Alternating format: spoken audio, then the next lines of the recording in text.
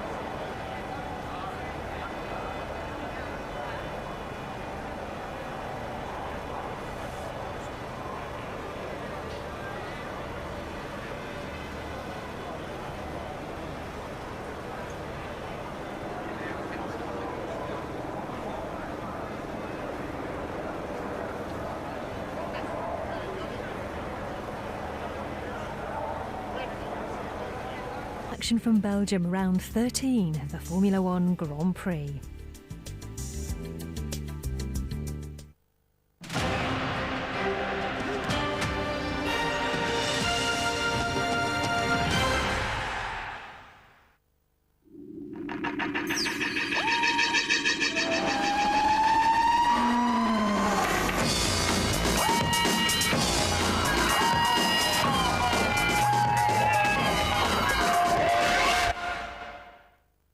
After I'd actually done the time when they told me I was P3, I was ecstatic, obviously, but then you always think, maybe if I'd gone that little bit better there, I could have been second or first. You're never pleased until you're first.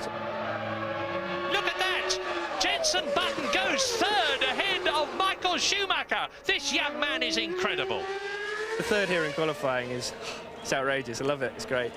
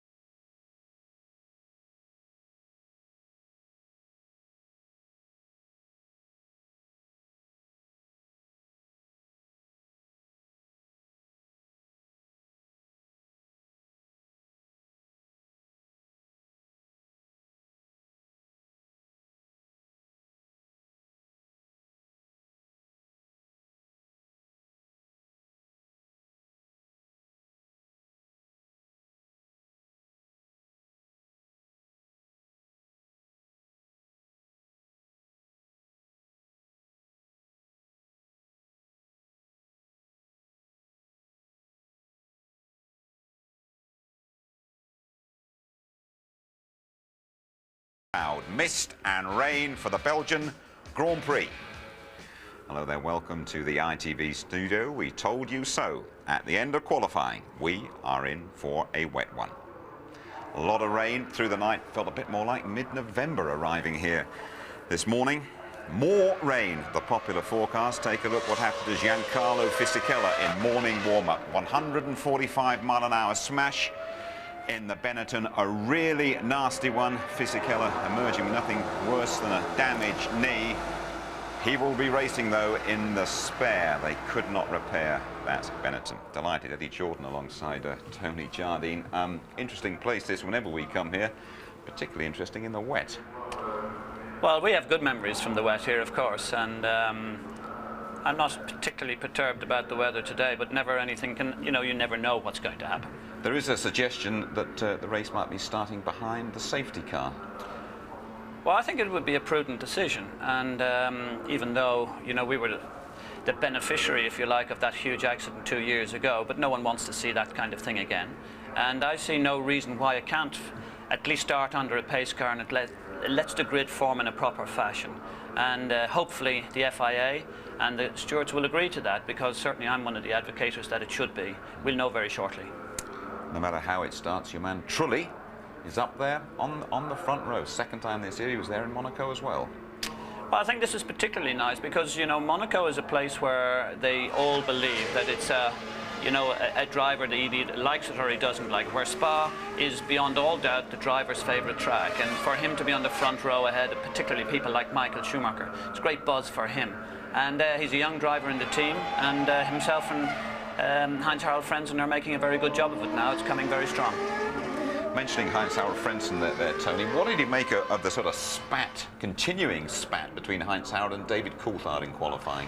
Well, not overly much about it, other than they spoiled each other's runs, and ultimately it affected their grid. But Heinz-Harald Frentzen did say in this first incident, I inadvertently turned in, saw David at the last moment as he did there, but of course that spoilt the last part of David Coulthard's run there through the bus stop, and then it happened again a bit later. Ron Dennis there watching very, very closely as David's lap time affected. David also admitted he was struggling with grip, and here this time was Heinz-Harald Frentzen on his flying lap, and David going around slowly, turning across in front of him. I don't know whether it was tit for tat Ed or not. Well, you know, the very sad thing about this particular situation that neither driver made any gain from it, and in actual fact they detracted from the overall position where they're starting from today, and particularly on a wet race like it's going to be, the further up the grid is even more important. And this is not the forum to point blame. I think both drivers have spoken to each other. I think the first particular incident was Heinz admitted that he just turned in initially, but he still gave him the room and the time. The sad part from our point of view with Frentzen was that he had to abort the whole lap and it was taken from him. So it was a big loss for both. Okay, terrific gain for Jenson Button here yesterday though, Tony. Third best of his brief F1 career. Well, I think it's tremendous performance. I mean, Eddie, all the other team owners have literally been open-mouthed watching the guy. Even there, you know, the inside rear wheel there over the curb and so on, right from the beginning of practice. Wet or dry, he's been sensational. And this is the big, big test. Here in Monaco, big test for a Grand Prix driver. And in his first season, it's just a tremendous performance. He is ahead of Michael Schumacher, he's ahead of Ralf Schumacher. I don't know how Ralf is going to take that, but it's just sensational, nothing short of. Quick word from you about Jenson Button. I have to be guarded about Jenson. What do you want me to say? That's why I said a quick one. What are you going to say? He's useless or he's great? Whatever happens, I lose. Yeah. But it will be interesting. Tony brought up a very nice point about Ralf. I remember 2 years ago having a bit of a struggle with Ralf to get him to be sure that he had to race for a team when he was behind Damon. The vital thing was to finish first and second. I'm wondering how Ralf and Jenson will feature this particular weekend. Yeah. Time will tell. Thank you very much. Well, no matter what happens to Jenson here today, he is on the move. He goes from Williams to Benetton. Let's have a word with his two bosses, shall we? His future boss, Flavio Briatore, coming up in just a moment. But first of all, we're going to hear from Sir Frank Williams. Clearly, as a schoolboy, he's got no respect for the elder drivers around him. But he just is terribly smooth in these fast corners. And the car's getting very well with him. But a remarkable performance from a man who is going to be dominating Formula One, I would imagine, in a few years' time. Which I suppose does beg the question, Jenson's performance this afternoon coming so soon after he's been announced as a Benetton driver next year. Is there kind of any sort of second thoughts about that? Well, there are always second thoughts because we're always human. But we made a choice quite a while ago, we hope for a very good reason. And the only gratification and today is that, well, not the only one, is that, of course, Jenson has to come back in 2 years' time for a further 2 years. And I expect we'll be looking forward to that very much. I think so. Frank have a different idea, and Montoya maybe is much better, and who knows. But I'm very happy to see Jenson there, and I'm very happy for my team for next year. Right then, Tony, take us through the grid for the Belgian Grand Prix. Well, Mika Häkkinen, the man to beat, wet or dry, totally rejuvenated. Truly, he's requested that they all try and get through the first corner neatly and carefully. Button, his best ever and the team's best ever this year. Michael Schumacher's had all the fans doing a big rain dance, the German fans, all night. He's got his wishes. David Coulthard got it all to do from that position on the grid. And Ralf was balked, he said. Villeneuve, surprisingly, not going flat out through a Rouge. And Heinz-Harald Frentzen, we know about. Herbert equaling his best from Germany previous in this year. Barrichello well back. Fisichella, awful weekend for Benetton. You saw him crashing this morning. Heidfeld alongside Zonta. Zonta couldn't get through a Rouge properly. Denise De La Rosa and the Arrows disappointing. That low downforce car meant to go very well here, and it hasn't been. A lazy caused that yellow flag incident at the bus stop towards the end of practice. Wirtz, Verstappen suffering like De La Rosa, and Genet and Mazepin in the Minardis on the back row of the grid as usual. Well, last year, for the first time in something like 13 years, we actually had a dry Belgian Grand Prix weekend. The injured Michael Schumacher was missing, but the McLarens, well, they had a field day. Good one for David Coulthard, who edges up alongside Mika Häkkinen, who is on the inside. And Damon Hill has already been passed by Schumacher. Coulthard, then Häkkinen, two cars stalled on the line, but it's a 1 minute 47 second lap, so plenty of time to clear those stranded cars. A message on the computer, Mary. Incident involving car 1 under investigation by stewards. Car 1 is Mika Häkkinen. Häkkinen, of course. Watch this start again. Coulthard squeezing Hakkinen up against the wall, and the two McLarens actually touched. What on earth's going on here with three abreast here? It looks more like a super speedway race. It's a Lacey taking Barrichello. Hakkinen in the pit lane. Everything seems to be going well. A wipe of the visor. First gear, it says on the other side of that lollipop. Oh no, some kind of drama there. And he's away. Johnny Herbert out of the race again, sadly, in the Stewart. This man who has such appalling luck. And here's Coulthard. Yes, he's got away, no stall in the engine. A great stop for Coulthard. I think that's going to give him another 4 seconds of lead. Sarno comes up to take his teammate. This battle is significant because Ralf Schumacher has been lapping at the same pace as the cars in front. At this rate, it's just 19 seconds behind Irvine. Irvine's got to stop again, which means that Ralf could pinch 4th place off Irvine. So Sarno has to hold him up. And David Coulthard comes home to victory at Spa in Belgium. A brilliant win. He's dominated from the beginning, and David Coulthard wins in Belgium. David Coulthard's first victory at Spa, his favourite circuit. He could do with an action replay this afternoon. So far this weekend, though, David Coulthard has been a bit off-key. After qualifying, he chatted to James Allen. There's a few unfamiliar names in front of you on the grid tomorrow. Is that going to pose any kind of problem, do you think? Well, the only one who hasn't been there before is Jensen. Obviously, Jarno was in front in Monaco. Yeah, the further down the grid you are, the more difficult it is because you run in dirty air. We just have to see how the start goes and take it from there, really. You know, none of us have a crystal ball, so that's why we have to wait until tomorrow to see what's going to happen. Since your mega performance at the French Grand Prix, Mika seems to have taken the initiative, but it seems to have been based largely on a series of amazing starts that he's made. Is there something in the way he handles the levers or the clutch or anything else that he does differently from you that gives him that opportunity? Well, obviously, I study the data to try and understand exactly what he does relative to myself, and he's just hooked it up with very little wheel spin initially and got good starts. You know, we're only talking maybe 2-3 tenths up to a certain speed, but that's enough at a start to gain the places that he's gained. You know, I do those sort of starts regularly in practice, but I just haven't managed to repeat it in the heat of the battle or the start of a Grand Prix. So each one of my starts I did yesterday were equal to the 2 starts he did in Hockenheim and Hungary. If I can do that tomorrow, I'll be looking good. The good news is, though, it's still very close in the championship. There's only a few points in it between the 3 of you. A lot, 50 points available between now and the end of the series. Is there such a thing as a make or break race at any point? I mean, obviously, right now it's just ebb and flow. Isn't it? Yeah, definitely. It's, you know, a championship's not won until your nearest contender can't get more points on you. So in the same way, it isn't lost.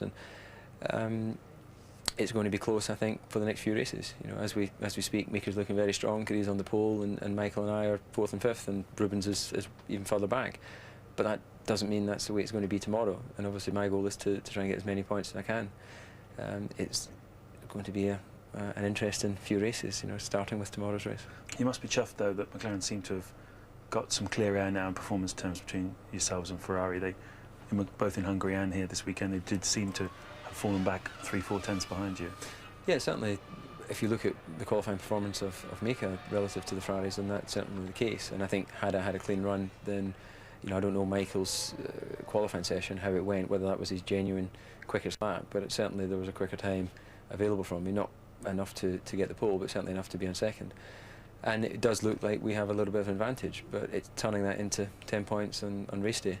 And you know, there hasn't been a good run of pole sitters taking the win. So you know, nothing against Mika, but I hope that's the case and the 5th place man comes through and wins this one. 5 to go then. Coulthard 6 points behind Hakkinen, favourite for the championship and odds on to win today. Michael Schumacher, he's won here 4 times. He's had another victory taken away on a technicality. Barrichello has only scored 1 Spa point in 7 races. And Fisichella, well, he has had a quite dreadful weekend so far. 6 wins apiece then for McLaren and Ferrari, separated by just a single point, a massive gap really. Back to the 4 teams battling for 3rd, and they include Eddie's yellow Jordans. Eddie, what about David Coulthard? Is he going to be world champion this year or not? David's in a very difficult position. He's starting this race where he is on the grid in 5th place, and unless he finishes first or second, he can really start thinking that his days for this championship are over. I'm pretty brutal about my assessment on that because the number of races in the future absolutely favour Mika Häkkinen. And he has to pull out a big performance today, and personally I hope he can do.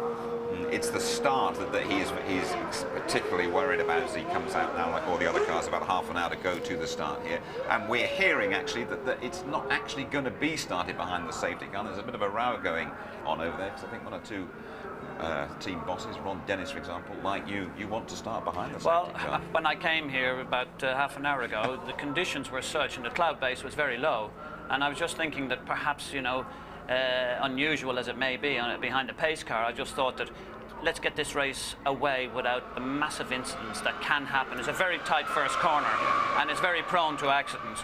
Let us start and let us have a safe race. However, I'm not privy to the current conditions and whether it's getting better or not, but at that time coming in here, yes, I was in favour of a safety car. I might have missed it. Who do you fancy to be world champion of the big three? You'd have to go with Häkkinen at this stage. You know, McLaren have definitely found another gear, no question about it. Michael Schumacher, as good as he is, although this is his kind of weather, he will be very strong here. They've been doing the rain dance for him so far. Okay, Eddie, thanks very much indeed. Let's just sample a lap of Spa in one of Eddie's yellow Jordans. It is Heinz Harald Frentzen in the dry, by the way, and Martin Brundle to talk you round. On board with Frentzen, then he needs a clear lap. He's not yet in the race, up to 160 miles an hour before turning into La Source, just 35. Run over the rain gully, try and get the car straight, and then apply the throttle. Very, very cool and calm so far for Frentzen. Eau Rouge coming up 180 miles an hour, 185 now. Click the curb on the left, make sure you touch the curb on the right, pop over the crest into Radion. Again, calm for Frentzen. Now listen how long the engine is in 7th gear, maximum rev, climbing up the hill towards Lecumbe, 205 miles an hour, down to 3rd gear. He plucks it on the apex, 85 miles an hour now, building up to 105. You can sweep through Malmedy in 4th gear, lean on the curb on the exit, up to 170 miles an hour before breaking downhill into Rivage, 2nd gear, 70 miles an hour. Despite the camber, you can't get on the power too early. Now catapult into turn 9, 135. It beckons you, but you have to be cautious. They didn't get on the power early, now heading downhill once again to Pouan, up to 185 miles an hour in 6th gear, down to 140, turn in early. Let the car sweep wide. Now you should not have to lift the throttle again before the exit. 170 miles an hour, building to 190. Bring the car to the left for Fagnes, 3rd gear. Frentzen's only in 4th at the moment, 85 miles an hour. Takes another one on the apex, now catapults into the first part of Stavelot, which is just 70 miles an hour through the apex. Coming over the 2nd timing point now, 150 miles an hour. Surprisingly, a little lift there from Frentzen. This is where Fisichella went off in the warm-up for his huge accident. Now it's very, very fast, building up to 195 miles an hour through the left kink before Blanchimont. Again, a slight lift for Frentzen, 195 now going through the exit, and throw out the anchors before the bus stop. Trying to hang on to the back end of the car, makes his own racetrack on the way through the first part of the bus stop. 2 more curbs to launch across on the exit, and over the start-finish line. The driver should have to pay for this privilege. Longest and quickest circuit of the year is Spa. Well, that's what things look like at the moment, Eddie, and that's David Coulthard. It's still pretty wet out there. This is not the kind of race I think I'd like to be involved in because, as I say, because of the trees and the lack of wind, that rain and that spray is going to be around for a long time, and it just sits over the top of the cars. Visibility for a driver. Today they earn their money without any hesitation. As we've been saying, though, and this was a lovely circuit for you, wasn't it, Smart? Jordan's favourite circuit. You had quite a day here a couple of years ago with Damon, in pretty similar conditions, actually, I seem to remember. If we could pack up and rekindle all the good days we've had here over the years and bottle it up and produce it at every other race circuit, I think we could become world champions almost immediately. But sadly, we're not exactly, even though we say it ourselves, we're not exactly sure why our cars are quick here. But the other thing, you had a bit of a problem that day with Ralph, because I think he came through on the radio, he wanted to go past Damon Hill, and you and the engineers got on the old radio to him and said, hold station, hold station. Then after that, brother Michael came down to his motorhome and gave him a roasting as well for not letting Ralph come through and overtake. I think people do very strange things in the heat of the moment. Oh, yeah, come on, that's not what you said afterwards. Michael was being a complete nuthead, and he came down quite belligerent and told us what we should do and how we should run our cars. I reminded him his colour of his suit was not the same one as ours, so would he please mind his own business, but in a fairly jovial way. But he was quite clear about it. He wanted Ralph to win the race. We were after 2 drivers, first and second. The team comes bigger and better than any individual, and that must always be the case. Okay, well, starting alongside Michael Schumacher today is Jenson Button. It's amazing to think that a year ago a 19-year-old Jenson Button was driving in Formula 3. So are there more young guns to follow him? Murray Walker has been investigating.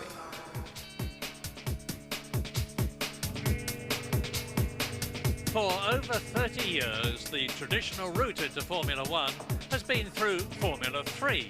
It's a single-seater series, 2-litre engines, the cars are very sophisticated, and if you can do well in Formula 3, you're likely to do well in Formula 1. Ayrton Senna did. Martin Brundle fought against him all through 1983.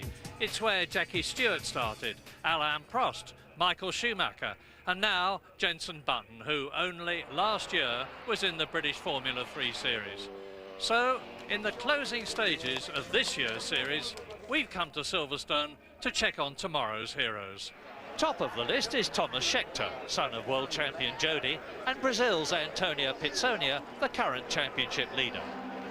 Today England is the strongest place in the world for motor racing, and that's why I think it is important to be here and learn a lot. And of course Formula 3 it's always really strong championship, and all the Formula 1 teams are looking to the Formula 3 drivers. That's why I'm racing here. British F3, if you look who's gone, Jenson Button's gone to F1 last year, Antonio's testing for Benetton this year. It seems to be a very good proving ground. If you're quick enough, you can make it into Formula 1, and you don't have to look at Formula 1 so massively like it's an impossible job and you have to have massive experience. If you can drive something quick, you can jump into F1 and be quick as well. While the British series has been a magnet for many foreign drivers, the homegrown talent's still coming to the fore. Gary Paffett has been a revelation this year, winning Formula 3's scholarship class. He's also benefited from Jenson Button's success. It just gives all young drivers inspiration to know that they can do it. We've thought before that we can do it, but now you know you can do it because Jenson's done it. And you think, well, I was as good as Jenson, I was beating Jenson, I should be able to go and do it. So it's given us a lot of inspiration to know that we can go and do it. And it's also pointed us out to all of the team managers that they know that we can do it as well. Another Formula 3 race winner is Bristol's Ben Collins. Went to America last year to try and get into Champ Car and couldn't get a budget to stay out in Indy Lights despite having a really good season, so it was a shame. But you know, to come back to Formula 3 wasn't like a backward step. It's still, I think this year is probably the hardest year there's ever been, and it's a very good year to be in it. You're learning a lot, you're racing against the best, and if you can beat them, then you deserve to go on. Back in Jody Scheckter's time, drivers raced in 2 championships at once, and Scheckter Jr.'s doing the same, racing in Formula 3 and F3000. Bruno Junqueira has just won that championship, but instead of Formula 1 is looking to follow Juan Pablo Montoya, who won Formula 3000 in '98, to Champ Cars in the USA. Montoya told me that the car is very similar to 3000, but on the other hand, I already drove Formula 1. I'm Williams test driver, and I know that Formula 1 car is very exciting to drive. I think if I can get one top Formula category next year, I'll be very, very happy. So a new pattern seems to be emerging. Formula 3 feeds Formula 1 and Formula 3000 feeds American Champ Cars. But as for who will make it big, we'll have to wait and see. Jenson Button has made it in. If you'd have been Frank Williams, would you have let him go? I'm not the person you should ask about that. I think Frank has lost it. I think he's lost complete control of his marbles. They're gone, because anyone who has developed Jenson Button and seen the talent emerge like what we've just seen, spend a year doing that and then releasing him to a rival team for 2 further years, I just can't understand that logic. But maybe Frank has his own answer to reply of. Okay, you've got to go back over there, 20 minutes to go to the off. Before you go, you've got a birthday party next weekend, haven't you? Believe it or not, we've survived 10 years in this business, and we're having a little party to celebrate that in Donington next week, and we have huge arrangement of different things, both with racing cars and different exciting things, and we have a rock and roll party that evening with a celebrity list that you'll be very happy and proud to have there. It's all next Sunday though, Ed, yeah? It's all next Sunday in Donington. It's a special day. I'll just give you one little example that the rock and roll music will knock a lot of people down. It is just sensational. I hope you have reason to celebrate this afternoon. Thanks for joining us always. Thanks for having me. Thanks a lot, Ed. Bye.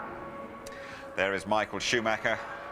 The Germans doing a rain dance, and their wishes seem to have been fulfilled, although it is dry at the moment. When you rejoin us, Martin Brundle, with his anorak, will be strolling down the grid.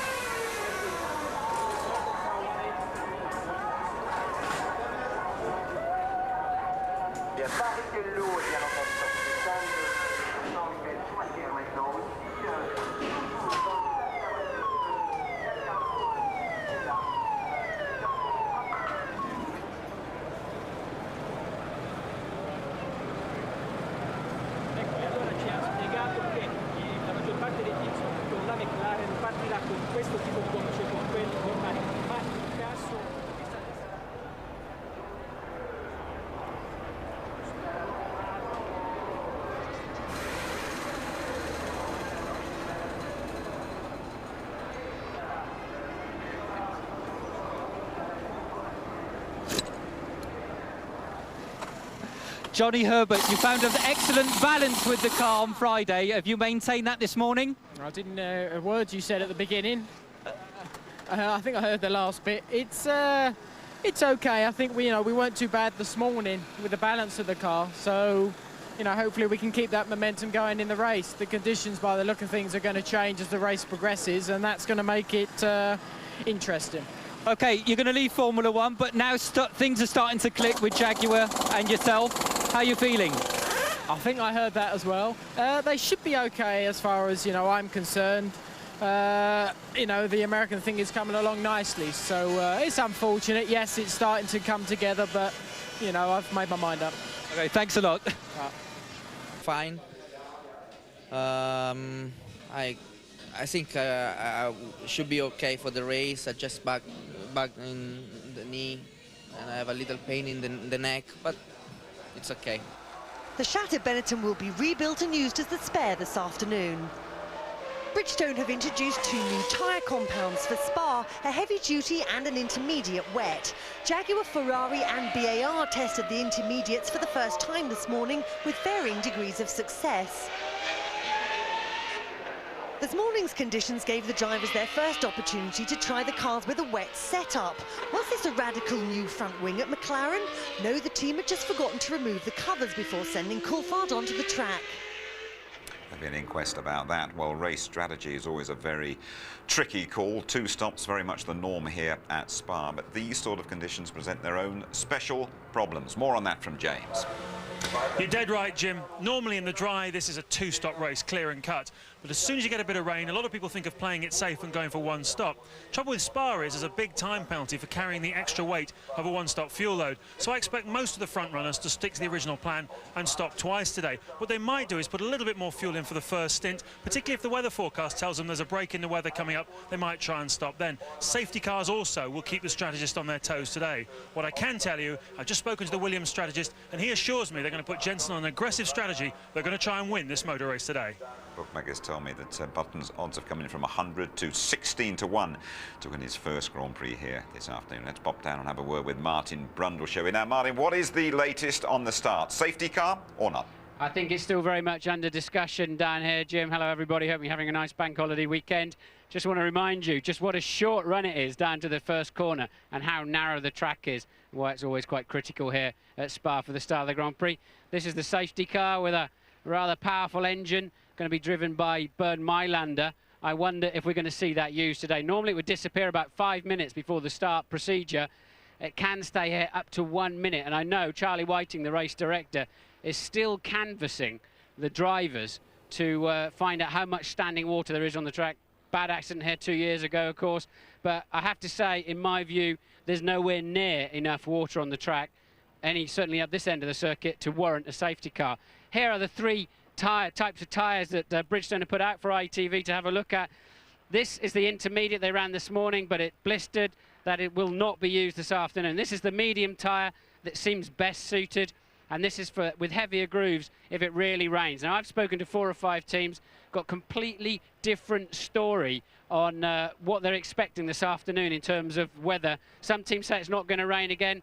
Other teams say it's going to rain extremely heavily around 2 o'clock. So I think there's a half a chance we can just get a quick word here with Jenson Button, and he's talking to Charlie Whiting. Charlie Whiting canvassing Jenson's opinion, which is amazing when you think this is his first Grand Prix here, let alone in these conditions.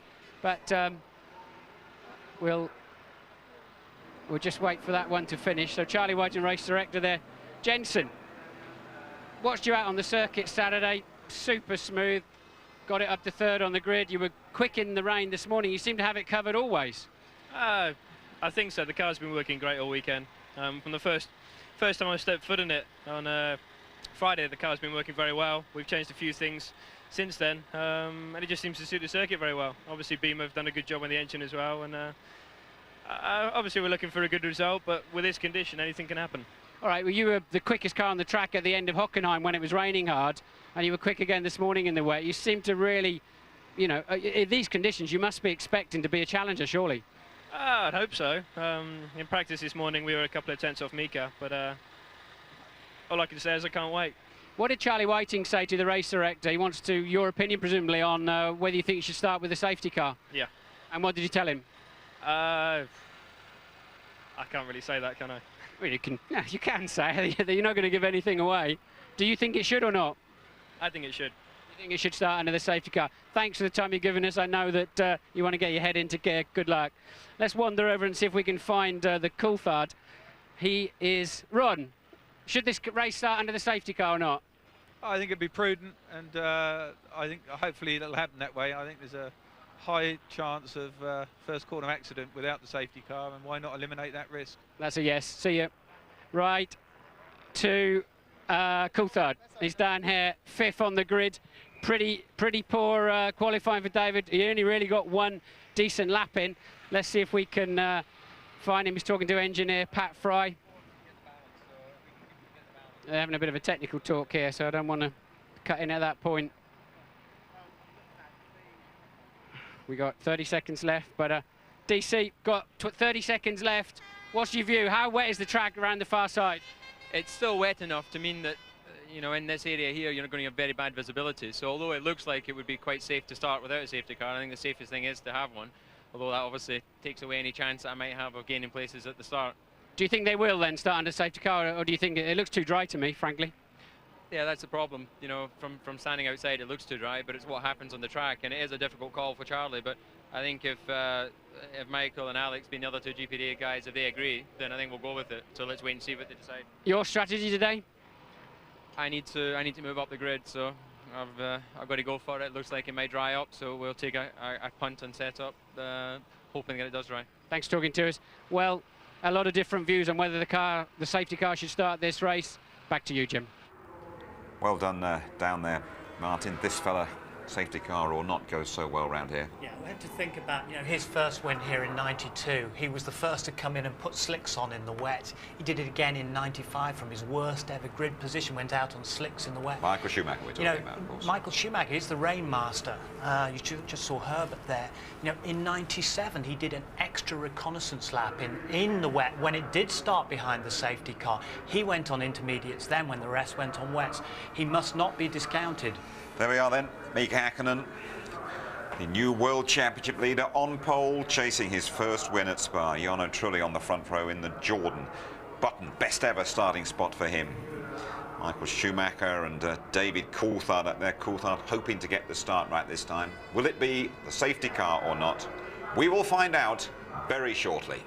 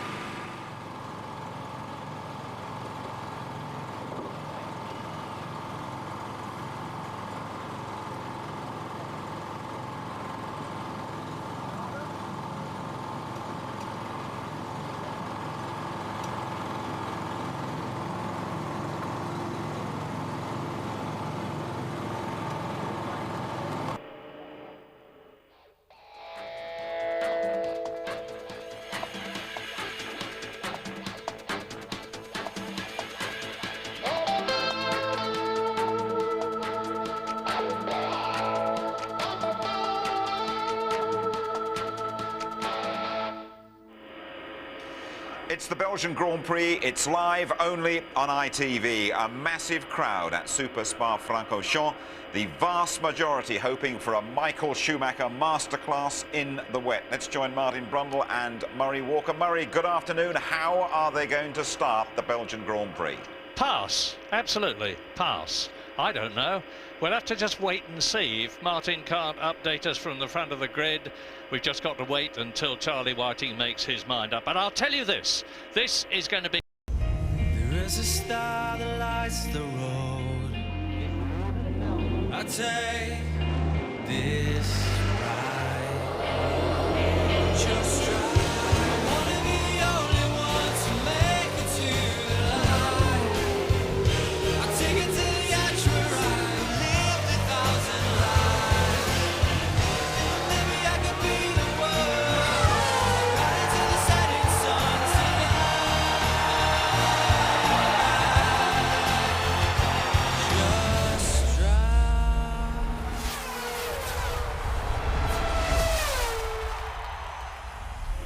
This is going to be a great race from our point of view because the teams have got the classic dilemma at Spa. In qualifying, it was bright, sunny, hot and dry. We're going to be starting behind the safety car. That is absolutely for sure. Take it from me. Yesterday, it was hot, dry and sunny. This morning at 2 o'clock, I got out of bed because the rain was making so much noise. I had to see how hard it was falling, and the answer, very hard. It's been raining all this morning. You can see, looking down at this classic Ardennes circuit, that it's wet. It's wet. It's wet in most parts. It's damp in the drier parts. The teams are going to have a real problem about which tyres to fit. Some of them may even decide to start on the normal dry weather tyres in the hope that it will dry out quickly and they'll get a benefit straight away when the others have to come in and change. I don't think that will be the case, but we'll have to wait and see. It looks good for Mika Häkkinen, to be honest. He's done well all the way through practicing. He took qualifying position. He was fastest this morning, but he's got two young guns alongside him. Jarno Trulli, who's only been on the front of the grid, front row of the grid once in his life at Monaco, and of course the fantastic Jenson Button, who is starting third on the grid ahead of Michael Schumacher. Michael Schumacher, the Rainmaster, who has won here 5 times in Belgium, one of them disallowed, but nevertheless, this is his circuit. It's anybody's guess. What's yours? Well, I'm very surprised, really, in a way they're starting behind the safety car, but I guess they're mindful of the huge accident that happened a couple of years ago. But in my view, that wasn't because of torrential rain or standing water. David Coulthard got out of shape as they went over the rain gully and lost the car. So I don't particularly think that was a start situation as such, other than I think it was more like a normal accident scenario. But, however, the drivers have had the benefit of going around the rest of the track. Very, very long circuit here. We so often, as we saw in Hockenheim, on a long track where it's dry at one end and wet at the other. I was testing here last year in the middle of the year for Toyota in the Le Mans car, and it was snowing. The test actually got snowed off. So, strange weather around here. Talking to 4 or 5 teams, some say it's going to rain very heavily before the end of the race. Others say it's not going to rain for the rest of the afternoon. Completely different scenario. But, of course, the drivers at the front, and Häkkinen in particular, will be very, very pleased about this safety car situation. He was nervous, clearly, in the press conference yesterday after qualifying, realising he's got Trulli alongside him, who's relatively experienced, and young Jenson just behind him, who he was quite clearly, without sort of being negative towards the younger guys. He was quite clearly concerned about it. So it suits all of those at the front. Michael Schumacher may well have been asking for the safety car start, but he probably had the most to gain by having a regular start. Well, whatever, the La Source corner is the one that has caused problems at the beginning of many a Belgian Grand Prix. So Mika Häkkinen, I think, has got most to gain from this situation. He'll come behind the safety car. He'll know when it is going to pull in. He will have a clear track in front of him, and he'll have a car's length advantage over the rest. Well, they're just taking the covers off, as you can see, and the medium wet that I showed you on the grid walk is the one that every car I can see out of the window has on. So unsurprisingly, that is the tyre they're going to run. They don't need, there's not a lot of deep standing water anywhere, and I don't think they'll have aquaplaning problems. They will all have to have lifted the car this morning because the plank and the floor underneath can powerboat sometimes if there's a lot of standing water later on in the car, just aquaplaning off the road, literally because of the water pressure on the floor of the car, lifting the wheels off the ground. So the cars will be a bit higher. They will have softened them off with the anti-roll bars, softened the springs a little bit, Jenson Button 2 on those medium wets.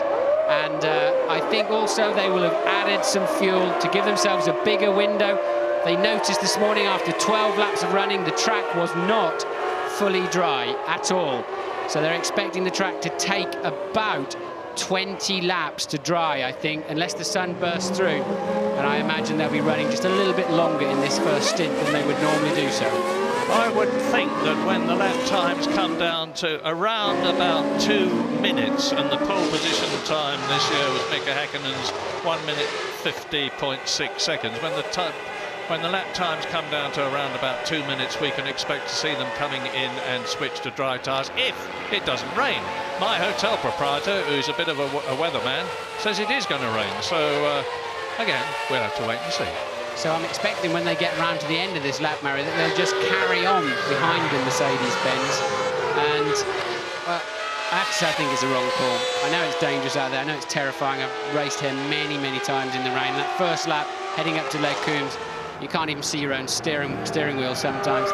But, you know, we've started races here at Spa with 5 times more water on the track than they've got there. I really think this is an overcautious call this time. Well, just let's remind you what the order is behind the safety car as they make their way down from Les Combes to Rivage, which is turn 8 in this 22-corner circuit, 4.4 miles long.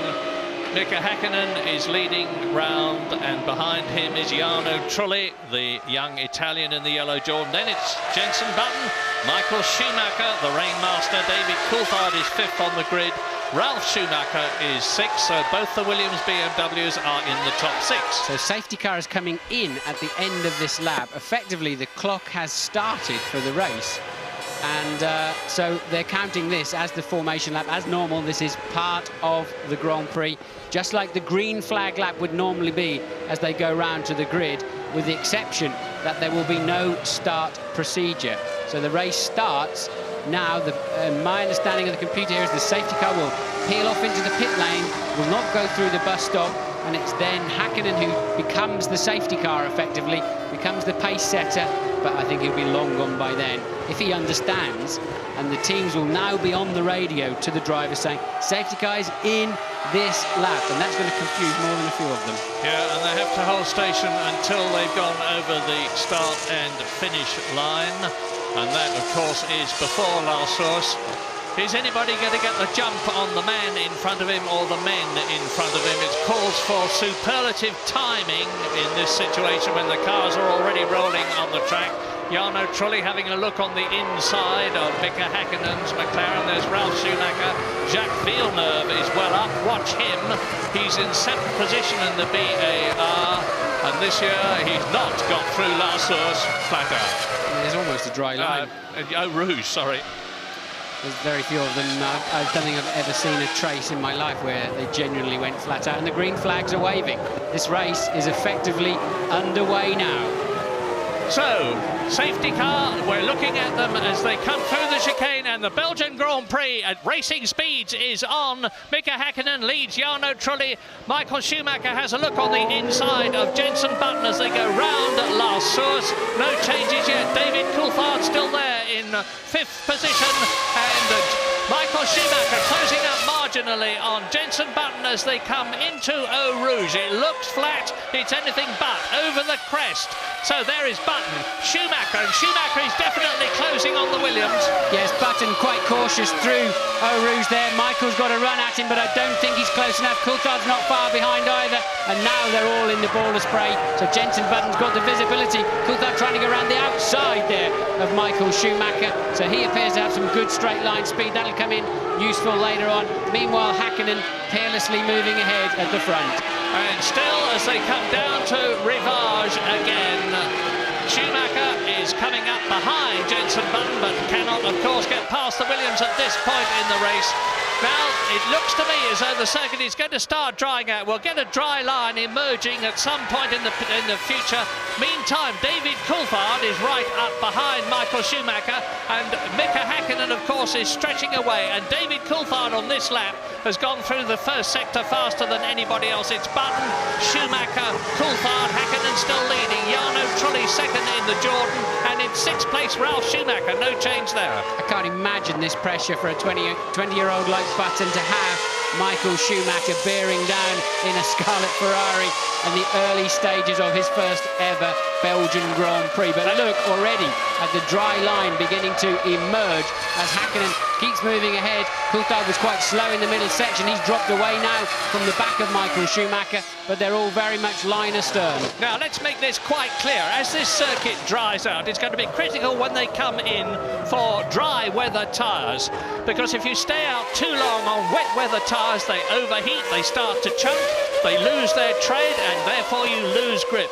And it could be an inspired decision like the one that won Olivier Panis the Monaco Grand Prix in 1997 to change tyres that wins this race. But that is in the future. Meantime, there is Rubens Barrichello. He's gained one place in the Ferrari. He started 10th on the grid. He's got ahead of Johnny Herbert. Remember, Rubens Barrichello started 18th at Hockenheim for the German Grand Prix and came through to win it with an inspired drive. There is the race leader, Mika Häkkinen, going up to Les Combes on lap 3. And Häkkinen already finding the need to go over on the wetter part of the racetrack to cool those wets. They were chunking this morning.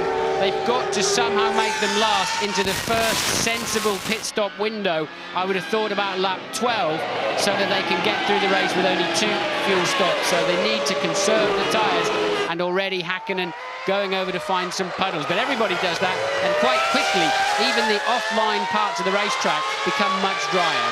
So they're round the very difficult Pouhon as we look down from the helicopter onto the circuit at La Source. Häkkinen leading the yellow Jordan, then Jenson Button, then Michael Schumacher. Behind Michael Schumacher, David Coulthard, and then the Williams BMW, Ralf Schumacher. Yeah, and there's Barrichello. The point of that replay, I think, is watching Barrichello passing Herbert. So that is a replay of the start, a very boring start, you have to say.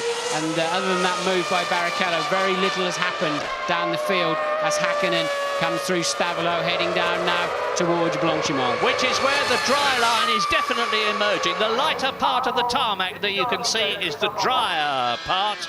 And you can see even now that there is spray coming up from the tyres. There's a lot of trees in that sector of the course.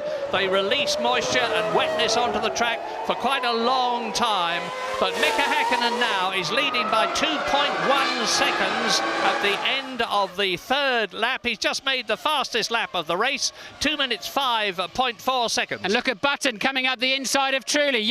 Jenson Button takes second place with a great outbraking manoeuvre. Can he find the traction? No, Trulli's taking it back again. Button having to run wide because of the speed he carried into La Source and lost that place. But that shows what James Allen was saying earlier on about Button and Williams and BMW being determined to win this race if they can is certainly absolutely right. Jenson Button attacking right from the start, and this is only his 13th Grand Prix. He's going for it again at Les Combes. Has a look round the inside of Trulli with Michael Schumacher still not making up ground. And meantime, of course, Mika Häkkinen is pulling away all the time. David Coulthard closing up on the Ferrari, and behind him Ralf Schumacher. It's second, third, fourth, fifth and sixth virtually together.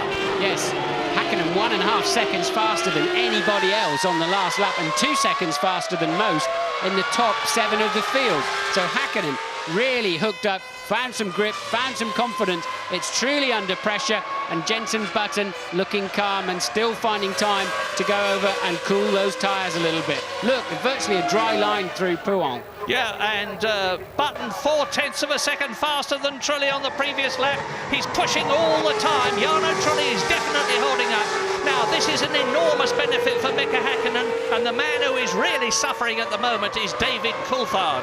Remember, he is third in the World Championship, only 6 points behind his teammate And if David Coulthard can't get ahead of Hakkinen and win this race, or at least finish in front of the Finn, there's a danger that he may have to resort to team orders from Ron Dennis and the McLaren team in future. Now, if Jensen can stay close through Blanchimont, he must have a great chance of going down the outside of Trulli. I'm sure he's going to.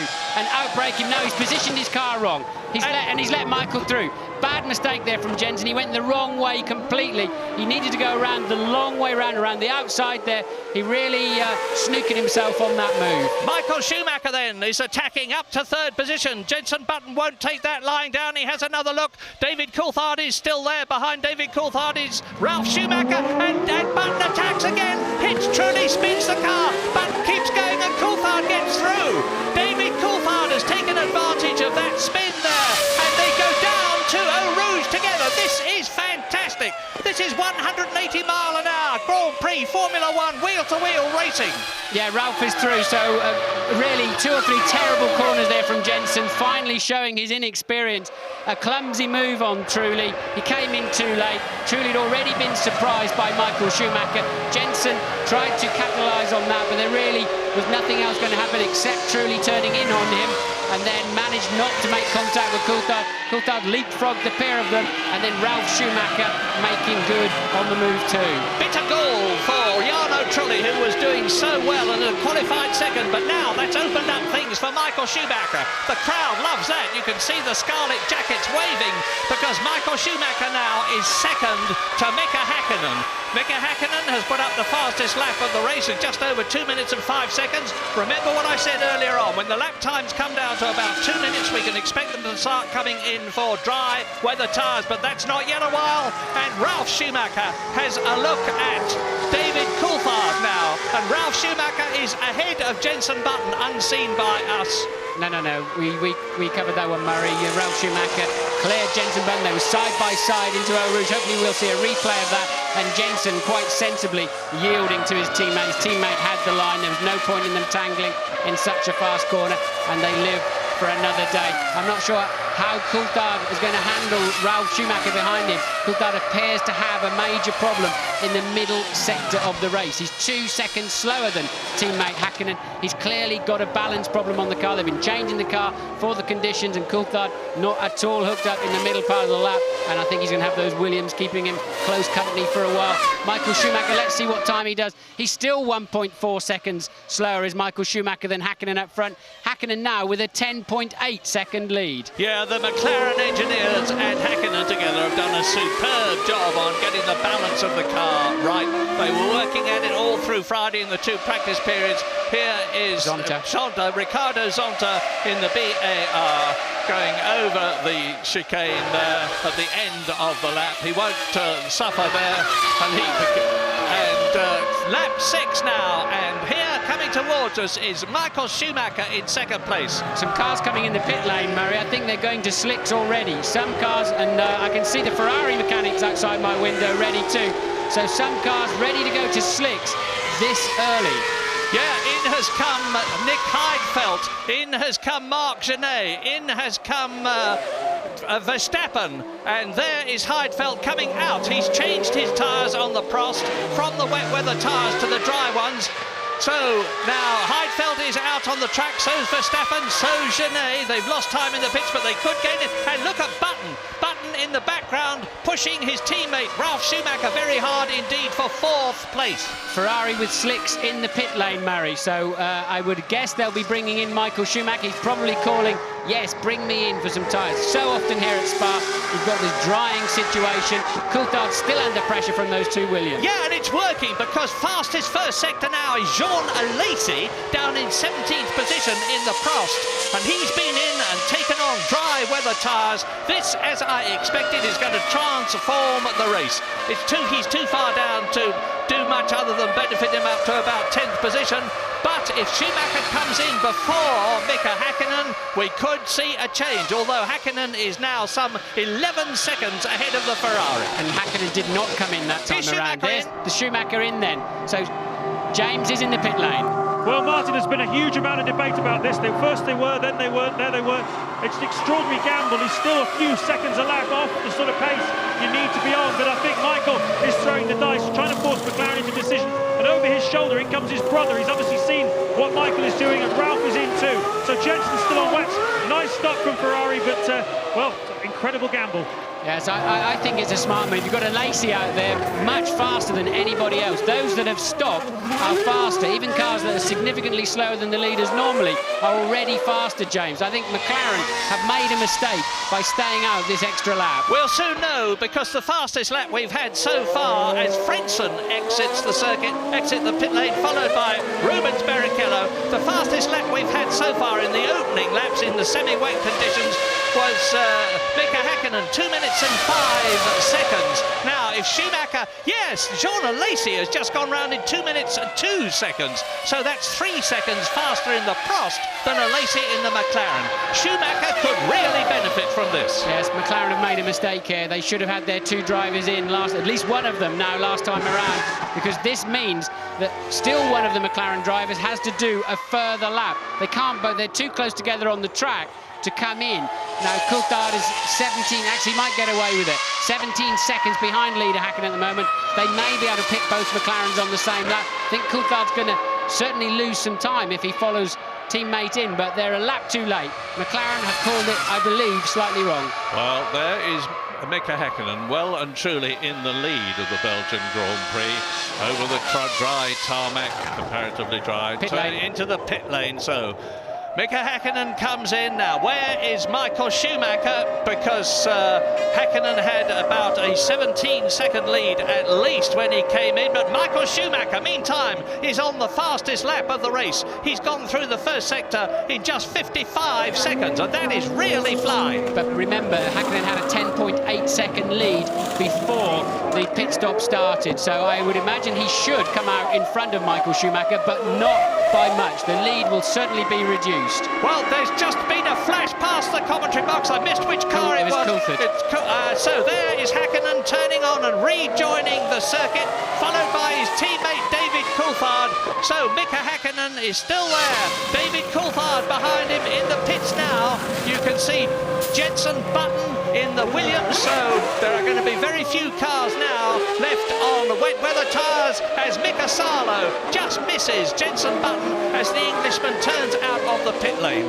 We're on lap 8 now out of 44. Well, the loser here then is Coulthard. He's still on the wet tyres. He should have pitted a lap earlier. He should have called and then that would have given him an advantage rather than a disadvantage. He's now got to pit, so Häkkinen, it takes about 26 or 27 seconds to pit here because it's such a long sector on the 80-kilometre, 50 miles per hour speed limit, and Coulthard's tyres will be shot to pieces by now. Yeah, and that's the second time in similar circumstances that David Coulthard will have suffered in comparison with Mika Häkkinen, but having a better call. We're on lap 8 now, the Belgian Grand Prix. Still a long, long way to go. But Mika Häkkinen, having made his pit stop, is leading the race. Jenson Button has stopped. Michael Schumacher has stopped. Eddie Irvine, who's up into 5th position, has stopped. Eddie Irvine in the Jaguar. But David Coulthard has not stopped and is therefore going to lose the second place that he has been holding. Meantime, as I said earlier on, Mika Häkkinen is maintaining his iron grip on the Belgian Grand Prix, coming up towards the bus stop again to complete his 8th lap. And Jean Lacey, the man that came in and made that first tyre stop, has moved up from 17th to 8th position as a result of an inspired call. Rubens Barrichello, who started 10th in the Ferrari, is down in 11th position. And the top 6 at the present moment as Häkkinen goes through into his 9th lap. It's Häkkinen. Coulthard is coming into the pits now. Jenson Button will move up into 2nd position ahead of Michael Schumacher, and here they come. No, Schumacher's in 2nd. James. Yeah, how expensive is this going to be? Well, I reckon he's going to lose about 30 to 35 seconds. He could be about 11th at the end of all this. What was interesting was that Ferrari brought Barrichello in right behind Schumacher. Just after I finished talking about it, Rubens came straight in as well. Now, he's still in the hunt, albeit down in 11th. I think DC's lost a big chunk of time here again. Well, he has indeed, because coming in has cost him dear. Mika Häkkinen is leading. Michael Schumacher is 2nd. The gap is 7 seconds, and it was a heck of a lot more than that earlier on. There's a long way to go in this race. Yes, well, we saw Hakkinen going into Lecombe. We know that's the first sector of this lap, normally about 31 seconds, and Coulthard was just exiting the pits. So we know, as James predicted, actually, Coulthard is now about a half a minute behind. Disaster for him. Yeah, that puts him down into 11th or 12th position at the present moment, and David Coulthard desperately needed a win here today, as he had last year in Belgium, to keep his World Championship hopes alive. It's beginning to look more and more like, again, a Mika Hakkinen versus Michael Schumacher battle for the World Championship.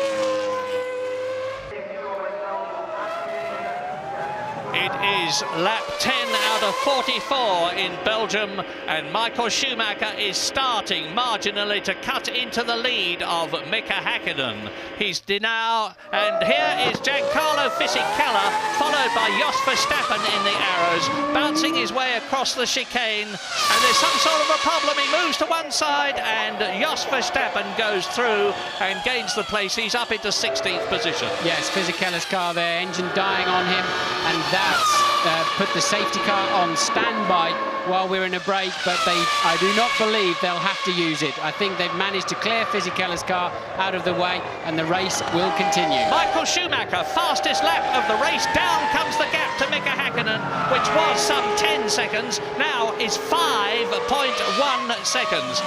Michael Schumacher has got the bit between his teeth. He knows that he needs desperately to win this race. He's 2 points behind Mika Hakkinen in the World Championship chase, with just 4 races to go after this one, and if he can win this race, he'll be 4 ahead at the end of it. Coulthard ended up in 9th place now after that disastrous moment when he chose not to come in as early as possible for slicks, and then had to go one extra lap while Hakkinen was in for his stop. I think they could have pitted the two McLarens together, but it does take time to get the other tyres out, get the other fuel rig ready, but nonetheless it's cost Coulthard a lot of time. He's down in 9th place. So Hakkinen, Michael Schumacher, Ralf Schumacher in 3rd, John Alesi, the first man to go on to slicks, is in 4th, Jenson Button 5th, Jack Villeneuve 6th, Barrichello 7th, Frentzen 8th, Coulthard 9th, Pedro Denitz, who has not stopped yet, in 10th place. And if Michael Schumacher there can't catch Hakkinen, no one else can. This is the man you are watching who won here in 1992, only his 2nd year in Formula 1, and then he was driving a Benetton.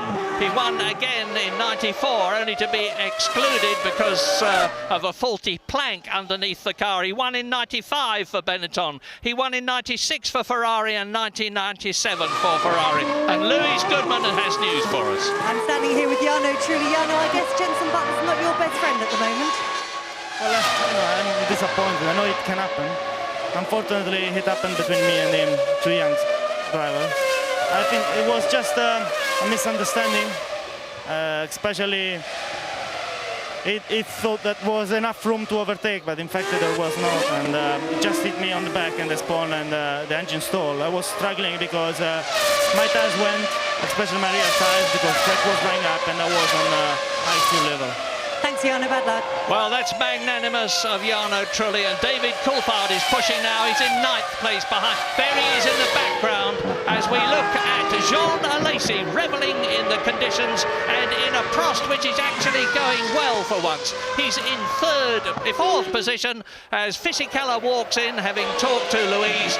Mika Hakkinen now is only 4.9 seconds ahead of Michael Schumacher. So Schumacher then, a new fastest lap of a 1:56.1. He's now brought the gap down to 4.9 seconds, and Ralf holding station there in 3rd. So Alesi's early move, early gamble, he really had nothing to lose, did he, running so far down the field? He went to slicks at least a lap earlier than anybody else, and 2 and 3 laps earlier than some of the others, and it paid off immediately. In fact, he would be the trigger for most of those early pit stops.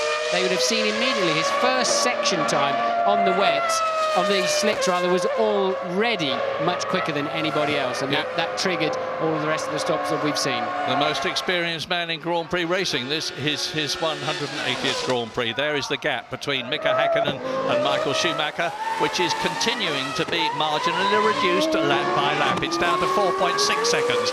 Michael Schumacher has gone fastest again, 1 minute 55.2. The fastest lap last year was 1 minute 54, as near as makes no difference to the nearest tenth of a second. The circuit is still damp in parts. They're staying on the dry bits. It's Williams BMWs in 3rd and 5th places. And if Jean Alesi can get some points for Prost by staying in the race and staying in the points, it will break their duck. They've gone all this season without scoring a single point, and they richly deserve one after all the travail they've had.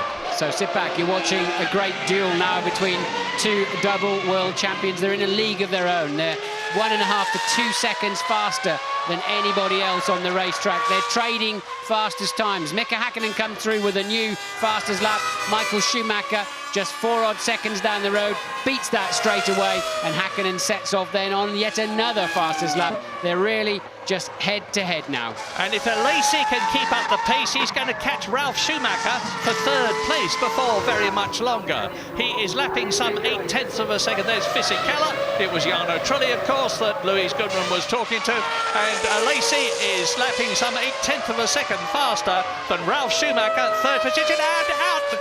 Häkkinen. That's Häkkinen, Mika Häkkinen running off the circuit. What has happened? Has it cost him the lead? As the camera cut to the McLaren? He spun in Stabilo. He spun on his way through Stabilo. He appears to be picking up speed. I think he's just swapped ends on the way into Stabilo. We'll no doubt see a replay. Or did he just pull off the track? Well, whatever, he was only leading by 4.6 seconds, and we're going to get the answer now. Shuey's through. Shuey's easily gone through. Michael Schumacher leads the Belgian Grand Prix. Oh, there he is, and there in the background is Mika Häkkinen. This is a terrific development. Mika Häkkinen was some 4 seconds ahead of Michael Schumacher. Whatever happened to him, the spin at Stavolo has cost him dearly. It's cost him the lead. Yes, it was a spin. Car 1 spun and continued at turn 15. That's Stavolo. So Häkkinen, I hope we see a replay as Heidfeld out of the race. I hope we see a replay. I suspect Häkkinen's just caught a white line somewhere, and the cars swapped ends on him. Now he is the pursuer, and Michael Schumacher has a lead of 5.6 seconds to defend. On lap 14 out of 44, so 1/3 of the race completed. 5 times Belgian Grand Prix winner Michael Schumacher for Ferrari can regain the lead in the World Championship if he can stay where he is, but 2/3 of the race still to go. Ralf Schumacher is now pulling away from Jean Alesi and starting to close on Häkkinen. Of course, now here, have a look at this as we look down on the Ferrari, waiting for the replay to start and rejoin the race, and there is Michael Schumacher. Jenson Button is still there, secure ahead of Jacques Villeneuve, who's again in the points for BAR. And Rubens Barrichello is moving through the field, not as quickly and dramatically as he did in Germany, but he's now up from 10th to 7th. He's 1 place off World Championship points behind Jacques Villeneuve, and he's lapping faster than the BAR. He is 4/10 of a second behind him. There's a colossal battle between the 1997 world champion for Williams, Jacques Villeneuve, and Rubens Barrichello, as race leader Michael Schumacher in the Ferrari exits the bus stop and completes his 14th lap. Now 30 laps to go. Where is Mika Häkkinen? Look back, the gap was just about 4. It's now 6.1 seconds. Michael Schumacher has lapped half a second faster. We're just going to see a replay here. This is Häkkinen having quite a small spin. I think they've been struggling to find it, the Belgian TV crew here. They just caught the end of it. I think he almost certainly caught a white line on the way in, and it was a half a spin, effectively, but it cost him the lead of this Grand Prix.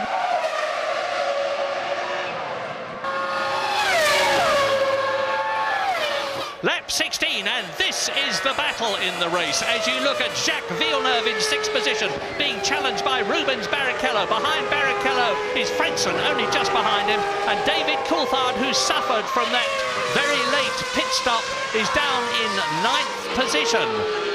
And Louise Goodman has got Giancarlo Fisichella with her. Giancarlo, reliability let you down yesterday and it's let you down again today. Yeah, we had a problem, maybe electrical problem. We don't know. We need to check it. I was driving very careful at the beginning of the race. There was possible to do a good race, but nothing to do. What are the conditions like out there? Now it's okay for dry tires. At the beginning it was wet, but after a few laps the circuit getting dry, and with the rain tires it was quite difficult. Well, there are places to pass at Spa, but Rubens Barrichello is not finding one to get past Jacques Villeneuve and get that 1.46 position in the Drivers' Championship. Just 3 retirements so far. Jarno Trulli, Fisichella we've just heard from, and Nick Heidfeld in the Prost. A new fastest lap for Michael Schumacher, 55.0. That lap, it was 56.0 for Häkkinen. The lead now up to 7.6 seconds. You're watching Barrichello still chasing Villeneuve, and just behind them, Frentzen trying to hold off Coulthard. And the rest of the pack, with the exception of Jean Alesi in 4th place, who's driving brilliantly. Now he's got his slicks on and just beginning to catch up Ralf Schumacher. Should be a good scrap there later on. Slow-mo replay of Jenson Button. I think this is just one of those moody things the director here likes to do to show you the wheel movement and the aggression of some of those slow corners. And Barrichello there dropping back a little bit from Villeneuve. Lap 17, it's fairly static in terms of gaps at the present moment. Michael Schumacher in the lead is easing away from Mika Häkkinen. Ralf Schumacher is steady in 3rd position. Jean Alesi is steady in that determined and well-deserved 4th place as a result of that inspired tyre call. Jenson Button is 10.1 seconds behind Alesi in 5th position. But Jacques Villeneuve, the battle between Jacques Villeneuve and Rubens Barrichello, who are forcing each other on, is enabling them to close on Jenson Button in 5th place. James Allen? Murray, the $10 million question now is when will they have to stop again? Because of the very early stops for tyres, people only put a very little bit of fuel in. They didn't want to lose too much time and places. But I reckon the front runners started this race with enough fuel to go through to about lap 20 to 21. So with that extra fuel, you've got to figure they're going to come in around about the late 20s. But there is the possibility that people have got different fuel loads on board now, and that could well be decisive in about 10-15 laps time.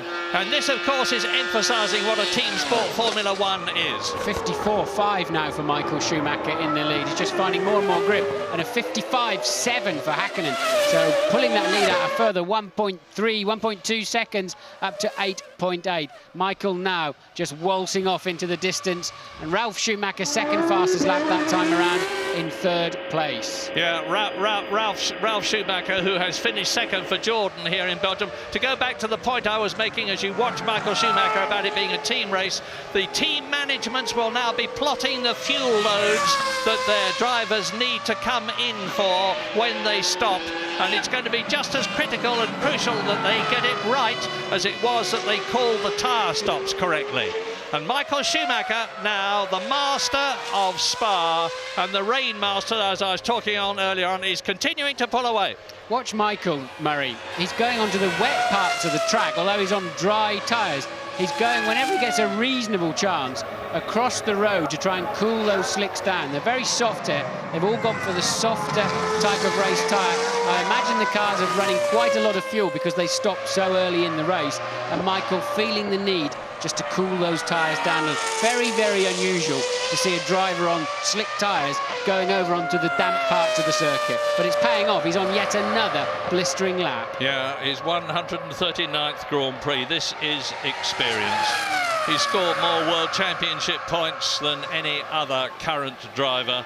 634 points at the present moment, second only to the great Alain Prost, who'd scored nearly 800 when he retired. And Michael Schumacher continues now, exits the lap. This is the end of his 18th lap. The gap of 8.8 seconds over Mika Häkkinen is sure to have been increased as a result of that fastest lap that he has just had. In fact, it's increased by over a full second. It's nearly 10 seconds now. And Häkkinen's picked his pace up, but Michael on a 54.2. Let's see if he feels the need again down the straight, this time to wander over to the right-hand side. Yes, he does look, and that's paying off. That's gained Michael Schumacher 4 or 5 seconds on his lead. He's so smart, he's thinking all the time. He needs less of his capacity to drive the car, leaves plenty spare to think what's going on around him and how he can maximise everything that's available to him. And I'm sure the McLaren team must be on the radio to Hakkinen to tell him to do the same thing. There's that stop that James Allen was talking about. Jean Alesi comes in from 4th position for his fuel stop as opposed to the tyre stop which he made earlier on in the race. Now, he may have lost the place to Jenson Button. I can't tell you at the moment because we're watching the McLaren, as is Ron Dennis, the McLaren team boss there. The McLaren of Mika Hakkinen in 2nd place in Belgium.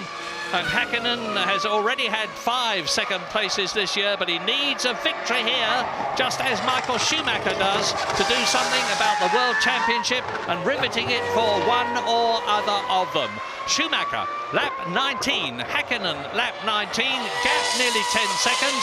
Ralf Schumacher is holding pace very well indeed in the Williams BMW. He's only losing about 0.3 of a second a lap. He's under 10, he's 19 seconds behind his brother, who is in the lead. Yes, if you look at the form book of the last 10 Grand Prix, so that's 20 starts for the McLaren team, they've had 20 finishes. Michael, of course, had a string of non-finishes, mostly down to accidents, it has to be said, rather than mechanical problems, although the engine did fail on him at the French Grand Prix. So you'd have to say that McLaren have the upper hand in the reliability stakes, but right now, Michael easily has the upper hand in speed, although Mika Hakkinen now having to respond to that extra push from Michael Schumacher, but still losing a further 0.3 of a second last time around. Jenson Button pushing to try to get that position from Jean Alesi out of the bus stop. Is he going to be coming in on this lap? No, indeed he is not. The Prost is the only car that's come in for its first fuel stop as opposed to tyre stop so far. Jenson Button exits La Source, very tight indeed compared to a lot of the drivers. And here is Michael Schumacher bumping his way across the chicane at the bus stop. And hello, this is Eddie Irvine and Mika Salo battling for 12th position. Irvine in the Jaguar, Salo getting through on the inside. Is he to take that 12th position? His car's been beautifully set up for the race. He was 6th fastest in the warm-up this morning. And here again are Jacques Villeneuve and Rubens Barrichello. Still now battling, but now for 5th place. It was 6th position, and the race order at the present moment, Schumacher, Hakkinen, Ralf Schumacher 3rd, Jenson Button is 4th, but as a result of that stop by Jean Alesi, which has dropped into 10th position, Jacques Villeneuve is 5th. You're looking at Rubens Barrichello, who is 6th. Frentzen is 7th ahead of David Coulthard 8th, 9th and 10th Deniz and Alesi. But Alesi should come up again now, having made his fuel stop, when the others have to start coming in. So Deniz has not stopped at all. He was the only driver brave enough to start the race on slicks. That's why he fell to the back of the field early on. But he got the benefit later on. So Deniz up into 9th place in the Sauber, not having stopped for tyres or fuel at this point of the race.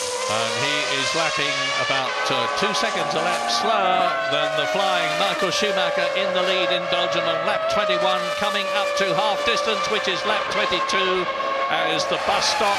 They're coming up to, they being Villeneuve and Barrichello. And just imagine the G-forces of the tyre loadings there. Yes, it's very difficult to follow somebody through Blanchimont 195. And Barrichello taking a pit stop. Barrichello clearly thinks his best way past Villeneuve is to come in early and find some clear air. But to follow somebody else through Blanchimont, the problem is you can't see the track. You're turning in at 190 miles an hour, and you've really got to have a bit of blind faith and follow the other driver, and you cannot pick up your reference points. But Barrichello found his reference points at his pit stop, and it appears to all be going well. The refueling rig is off already, and a great stop there by Ferrari. That could just launch Barrichello past Villeneuve when he has to stop, but Barrichello needs to maximise this outlap now. Hope he doesn't get too much traffic. Looks like he's already got a Jaguar in front of him. Now Barrichello must absolutely nail it from the first corner. Yeah, well, he knows the score. 4th in the World Championship. He's got a victory behind him. You probably noticed those copper earthing strips being flattened by the car when he came in to get rid of any static on the Ferrari safely. So Rubens Barrichello on what is an increasingly dry track now. The fastest lap we've had so far, Michael Schumacher on lap 18, 1 minute 54.2, and that is about 0.3 of a second slower than Mika Häkkinen's fastest lap last year, when the conditions, of course, were very much better. And the gap between Schumacher and Häkkinen is now 10 seconds as you watch David Coulthard battling Heinz-Harald Frenzen's Jordan for the last World Championship point at the moment, 6th place. Yes, Coulthard needs to clear Frentzen. He's lapping some 1.5 seconds slower than Häkkinen, and we know the pair of them have got similar pace around this racetrack, but Coulthard can't get anywhere in the turbulent air following the Jordan. If he's going to have any chance of some sensible points today, he needs to clear this Jordan very quickly. His World Championship chances are beginning to slip away this afternoon. This is a bad afternoon for David Coulthard in the year 2000. Yeah, you have to say, Martin, he's had some pretty rough luck this season, one way and another. He lost those 6 World Championship points in Brazil for a car irregularity, which was no fault of his after he'd finished second. Yes, but I'll be wondering why he didn't demand to come in earlier for slick tyres. It looked like it was ready for slicks. If I can see it up here, I'm sure they can feel it and see it down there. It looked like slicks. He should have called, should have demanded, unless he was told he couldn't come in, of course. Well, Pedro Diniz has finally made that stop from 9th position. The last man to make his first stop comes in from 9th place in the Sauber.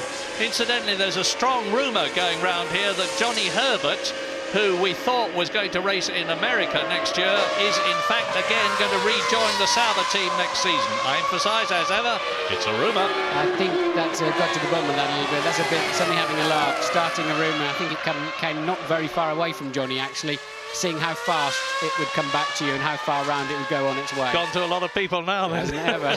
About 40 million. Schumacher in. James. A little bit earlier than we expected, but that's because we've been doing a bit of research. We found the fuel nozzle when he came in first time round was only on for 2 seconds, which was only 24 kilos of fuel. So in comes Michael Schumacher. Now the target here is to get back out again ahead of Jenson Button. That's what Ferrari are trying to do, and certainly ahead of Jacques Villeneuve.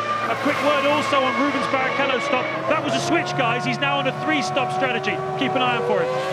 Right, well, the seconds are ticking and 11.1 of them go as Michael Schumacher exits the pit lane. He was leading Mika Häkkinen by 5 seconds, just over 5 seconds when he came in. Now, where is Jenson Button? Well, there is Ralf Schumacher. So it looks as though the Ferrari objective has been achieved. The gap between Ralf Schumacher, who's 3rd, and Jenson Button, who's 4th, was 17 seconds. And now the Ferrari is sandwiched between the 2 Williams, and Michael Schumacher has made his stop. Now, Häkkinen's been told to push. He's just done the fastest first section of any lap this afternoon by some margin indeed. So Häkkinen, the team will have been on the radio. You must maximise these next few laps because Schumacher stopped very early, as James pointed out. I would have thought there's just enough fuel gone in that car. James will be calculating it anyway to get him to the end of the Grand Prix. Häkkinen now on a push.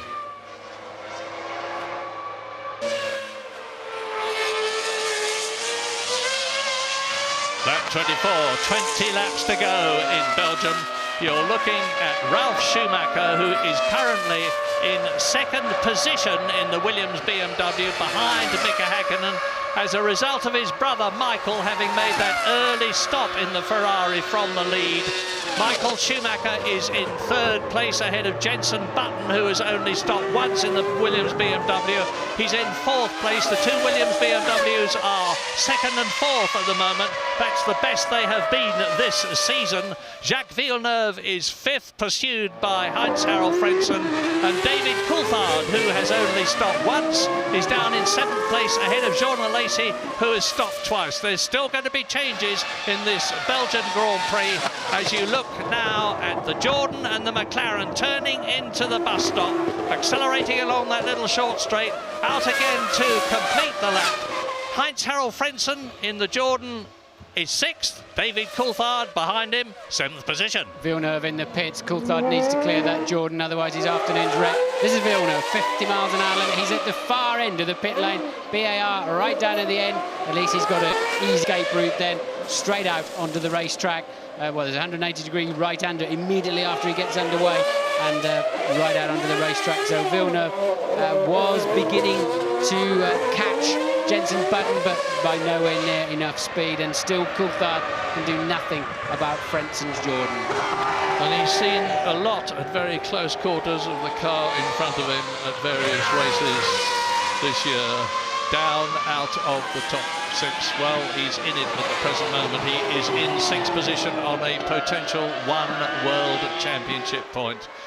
But Jacques Villeneuve has been in now, and that's as a result of the BAR coming into the pits that Coulthard has improved his position. And Frenson bumps over the sore teeth of the chicane there. And we're on lap 25 now, out of 44. And I've got a feeling that there is still a lot of drama left in this race.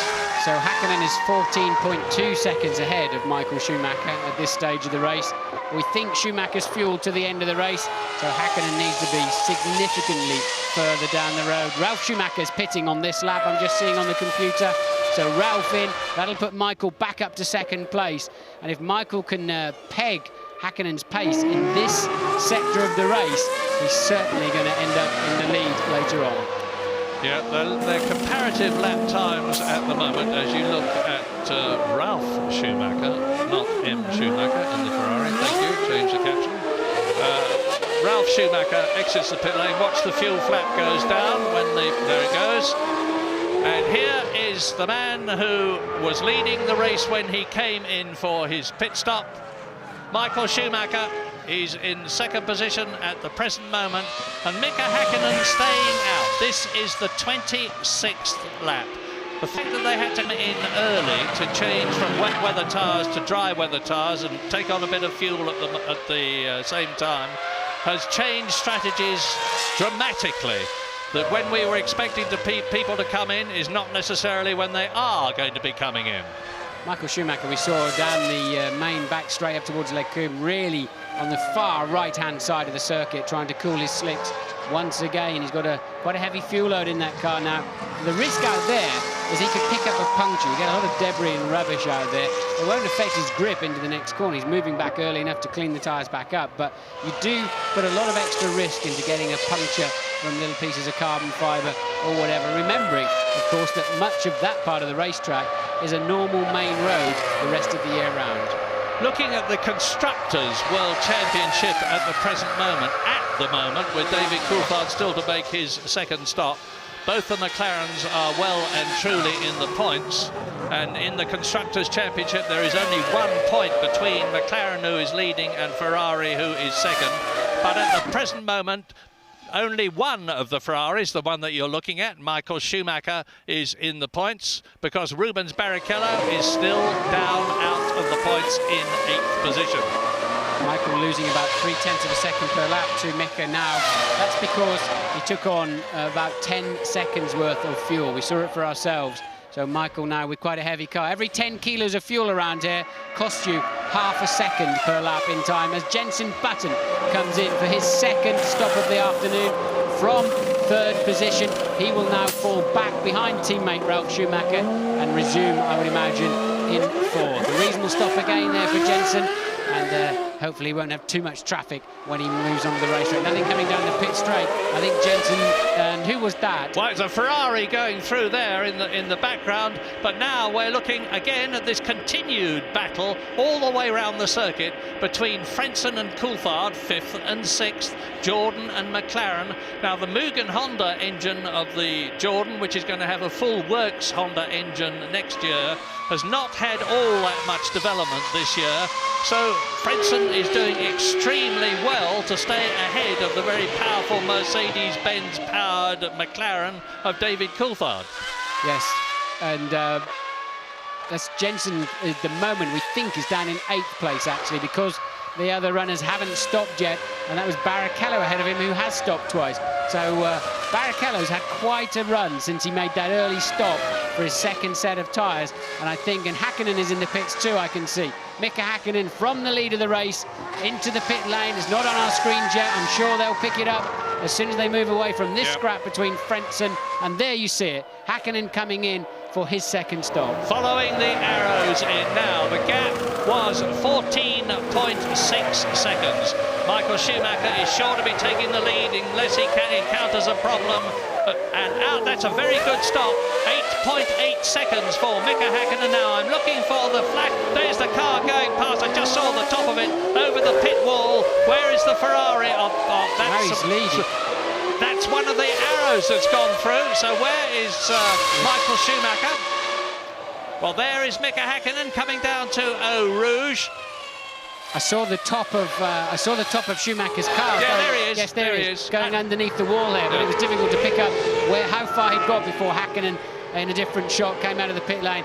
And as we thought, Michael Schumacher, who was 14.6 seconds behind before Hakkinen stopped, takes much longer than 14.6 seconds because of the long pit lane and the slow speed limit.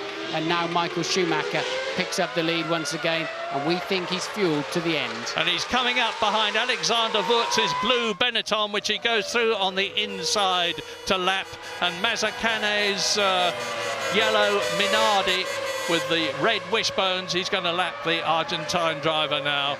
So he's lapped Verstappen, he's lapped Wurtz, he's lapped Mazzucane. The next target will be Marc Genet in the second Minardi. And the top 10 on lap 28 out of 44 are now Michael Schumacher, Mika Hakkinen, Ralf Schumacher, Hans-Harald Frentzen. 5th is Coulthard, 6th is Alesi. Alesi is back in the points. Keep your fingers crossed for Alesi and Prost, they deserve it. Rubens Barrichello is 7th, Button is 8th, but will move up. Johnny Herbert in the Jaguar is 9th. Jacques Villeneuve is 10th in the BAR. So that was the crucial section of the race there for Michael Schumacher. While he had the much heavier fuel load I was explaining to you, he was still able to match Mika Hakkinen's times. Hakkinen could not stretch that lead with low fuel to be more than a pit stop ahead of Michael, and that really could well have cost Mika the race. Michael, a crucial stage of the race, and he made it work. Well, if Michael Schumacher wins this race, and I'm certainly not going to say he is going to win it, it'll be his 6th victory of the year. He's been trying so hard ever since he joined Ferrari in '96, and in come Frentzen and Coulthard together. Yes, so obviously McLaren called Coulthard in, and Jordan have very sensibly responded immediately to that. These two running line astern, and David Coulthard will be absolutely destroyed to see Frentzen coming in the pit lane ahead of him. Can they turn him around quicker than the Jordan? It's a reasonable stop, but yes, I think he's going to pass him. Yeah. Yep. Lucky there for Coulthard. The McLaren boys turned him around quicker than the Jordan boys, got Frentzen away, and that's a crucial thing, a crucial move there for Coulthard, and now he needs to keep Johnny Herbert's Jaguar behind him as he builds up tyre temperature and speed into Eau Rouge. So, watch for the Jaguar, there it is. Yep. And he has succeeded in doing so, and a classic indication of how you can change positions with a good pit stop. That's exactly what happened. David Coulthard had been sitting behind Heinz-Harald Frentzen's Jordan gearbox for lap after lap after lap, not able to do anything about getting past because disturbed aerodynamics and all the other problems that you have of following a car closely in front. But now he is ahead. Yes, and Frentzen's also ahead of Villeneuve, so Villeneuve's lost out quite badly. We didn't see, his stop seemed okay, actually we did see it. Remember, he was right at the end of the pit lane, but for whatever reason, Villeneuve's had a bad run since that pit stop and fallen down the field. So Coulthard now showing, well, the computer hasn't sorted itself out yet from those pit stops. No, so I'm just going to wait until it does so. So easy to get it wrong when the positions are changing and we're waiting for things to be updated. However, no doubt at all about the fact that on the 2/3 distance lap, lap 30 out of 44, Michael Schumacher's Ferrari, which you are looking at now, is leading Mika Hakkinen's McLaren by some 5 seconds. There's Michael over on the what little bit of damp track is left now, and significantly on the last lap, Hakkinen took 8/10 of a second out of Schumacher's lead. Rubens Barrichello sets a new fastest lap of the race on a 54.0.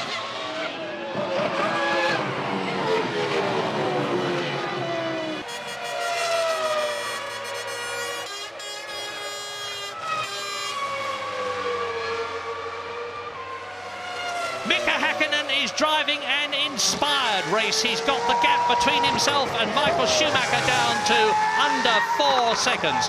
Now, very often when you change from one set of tyres to another, things can get better or things can get worse. That could have happened both to Michael Schumacher and to Mika Häkkinen the wrong way as far as Schumacher is concerned. They could have got worse for him and better for Häkkinen. But whatever the reason, the gap is coming down. And Rubens Barrichello in the second Ferrari is now in 4th place, catching Ralf Schumacher, who is 3rd. Alesi is 5th and Jenson Button is 6th. Yes, remember we think that Barrichello's on a 3-stop strategy, therefore he will have the faster car, but 1:53.8 for a new fastest lap for Barrichello. And now Häkkinen is now down to 3.1 seconds, an inspired section of the race. Remember, he was leading early on. He spun off at Stavolo, lost the lead, seemed to be a bit cautious. Michael Schumacher clearly had a lot more pace, but on this set of tyres, as you say, Marion, at this stage of the race, it's Häkkinen now. Look at the total commitment he had coming over the top of Radion as he pursues Michael Schumacher. Now it's flip-flopped the other way, and he's become the pursuer yet again. It's a moot point. Some people will say that Michael Schumacher is very much the best driver of these days. Others will say Mika Häkkinen. There's no doubt at all about the fact that they are the 2 best drivers, closely pursued by David Coulthard. And here they are in the front.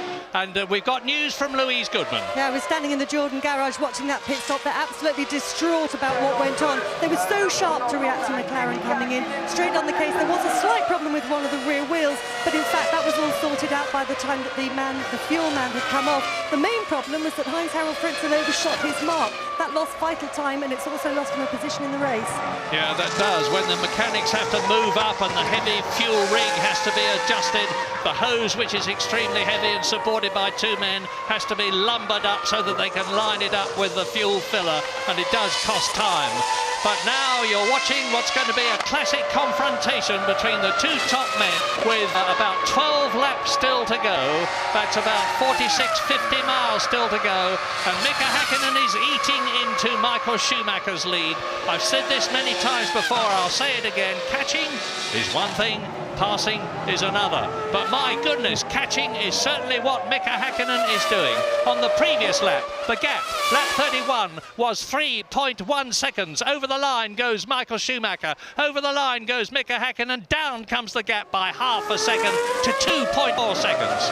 Yes, so Häkkinen got a good car underneath him. So is Coulthard now finally finding some pace back there in 6th place. So Coulthard, having cleared the Jordan, now can find some pace. He's about 4 seconds behind Jenson Button as they're scrapping over. They will be scrapping over 5th place. Barrichello in 4th, we think, has got to stop again. Michael Schumacher 1st, Häkkinen 2nd, Ralf Schumacher 3rd. I don't believe either of those 3 will have to stop as Eddie Irvine passes there, and De La Rosa, and looks like De La Rosa has some kind of problem. Yeah. Eddie Irvine is in 13th position, his teammate. Here are the top 10. Michael Schumacher, lap 32, leads Mika Häkkinen by the gap. You can see it's about 2.5 seconds. Ralf Schumacher is 22 seconds behind the leader. Rubens Barrichello is 27 seconds behind the leader, but has got to stop again. Jenson Button is 12 seconds behind Barrichello, so could regain that 4th position. He started 3rd on the grid. In 6th position is David Coulthard, ahead of Frentzen, who is 7th. Jacques Villeneuve in 8th place. 9th is Alesi. 10th is Salo. And it rather looks at the present moment as though Jean Alesi is not going to achieve those much desired first ever points for the Prost team this season. Look at Mika Häkkinen, really hammering it, really giving the McLaren a hard time. And he can see his quarry, Michael Schumacher, as they come round the tremendously fast corner at Blanchimont at some 190 miles an hour, break down for the bus stop, which they take at an approach speed of about 80 miles an hour, and out of it now. The gaps come down from 3.1 to 2.4. Over the line they go, and this time it's 2.2, 2/10 of a second gained by Mika Häkkinen. They exit La Source. They drop down towards Eau Rouge. Through that daunting series of bends, the swinging uphill section, and then bare left at Radion up towards Les Combes. The battle is on. Barrichello out of the race, by the looks of it. Barrichello with some kind of problem, coasting now into the pit lane. He may just be able to freewheel all the way down to his pit. Bad news for Ferrari, good news for Williams and BMW and Jenson Button, because definitely up into 4th place goes Jenson Button, to 5th goes David Coulthard, to 6th goes Heinz-Harald Frentzen, hopefully to get a point for Jordan, and Rubens Barrichello draws to a standstill, very definitely out of the race, his 3rd retirement of the year. Yes, and he's this side, he's the track side of the white line that crosses the circuit, so the mechanics cannot go to that car. He needs the marshals to push him into the zone, past the white line that crosses the beginning of the pit lane. He's saying, push me, push me. There's his mechanics ready for him, look.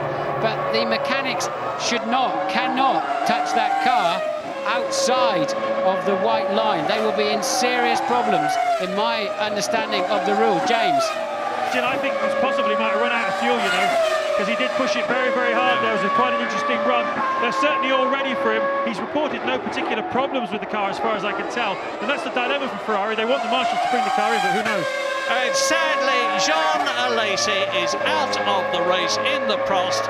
He was 4th at one time. His teammate Nick Heidfeld has already retired long ago, one of the earliest retirements. And yet again, poor Jean is out of the race. Yet again, no points for Prost.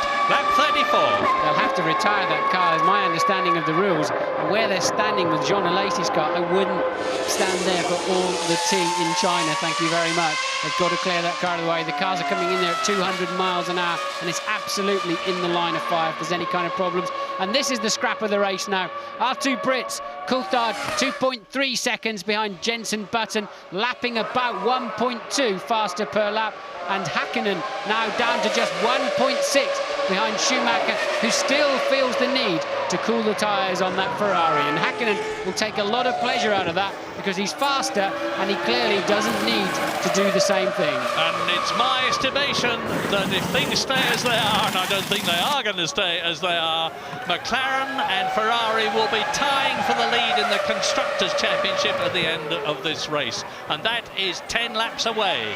This is lap 35 out of 44, and you're watching Rubens Barrichello sitting gloomily in the Ferrari while they try to bring it back to life. Yeah, they've got to build some fuel pressure if indeed it was out of fuel. They've got to. I think they have to retire that car anyway. It's getting out. I do not believe they can recover it from beyond the white line and then restart the race. So Barrichello quite clearly retiring, and I think they had to do that anyway. Häkkinen has done the fastest first section of anybody in the race so far, taking 4/10 of a second out of Michael Schumacher in the first 30 seconds of this very lap that you're watching now. What has Michael Schumacher done in the middle? He's taken half a second back again. Yeah, and remember, Häkkinen is leading the World Championship by 2 points from Michael Schumacher. 10 points for victory, 6 points for second place. If Häkkinen can get ahead of Michael Schumacher, it's going to be a mighty bonus for him in this year's World Championship. Nobody has won the Drivers' World Championship 3 years in succession since the great Juan Manuel Fangio did so driving a Maserati in 1957. Mika Häkkinen won in 99, he won in 98, he's leading in the year 2000. This is a terrific scrap. And Jean Alesi walking in. Ralf Schumacher still holds on. We haven't seen much of Ralf Schumacher in the Williams BMW, but he's still there, and he's 25 seconds behind Michael Schumacher.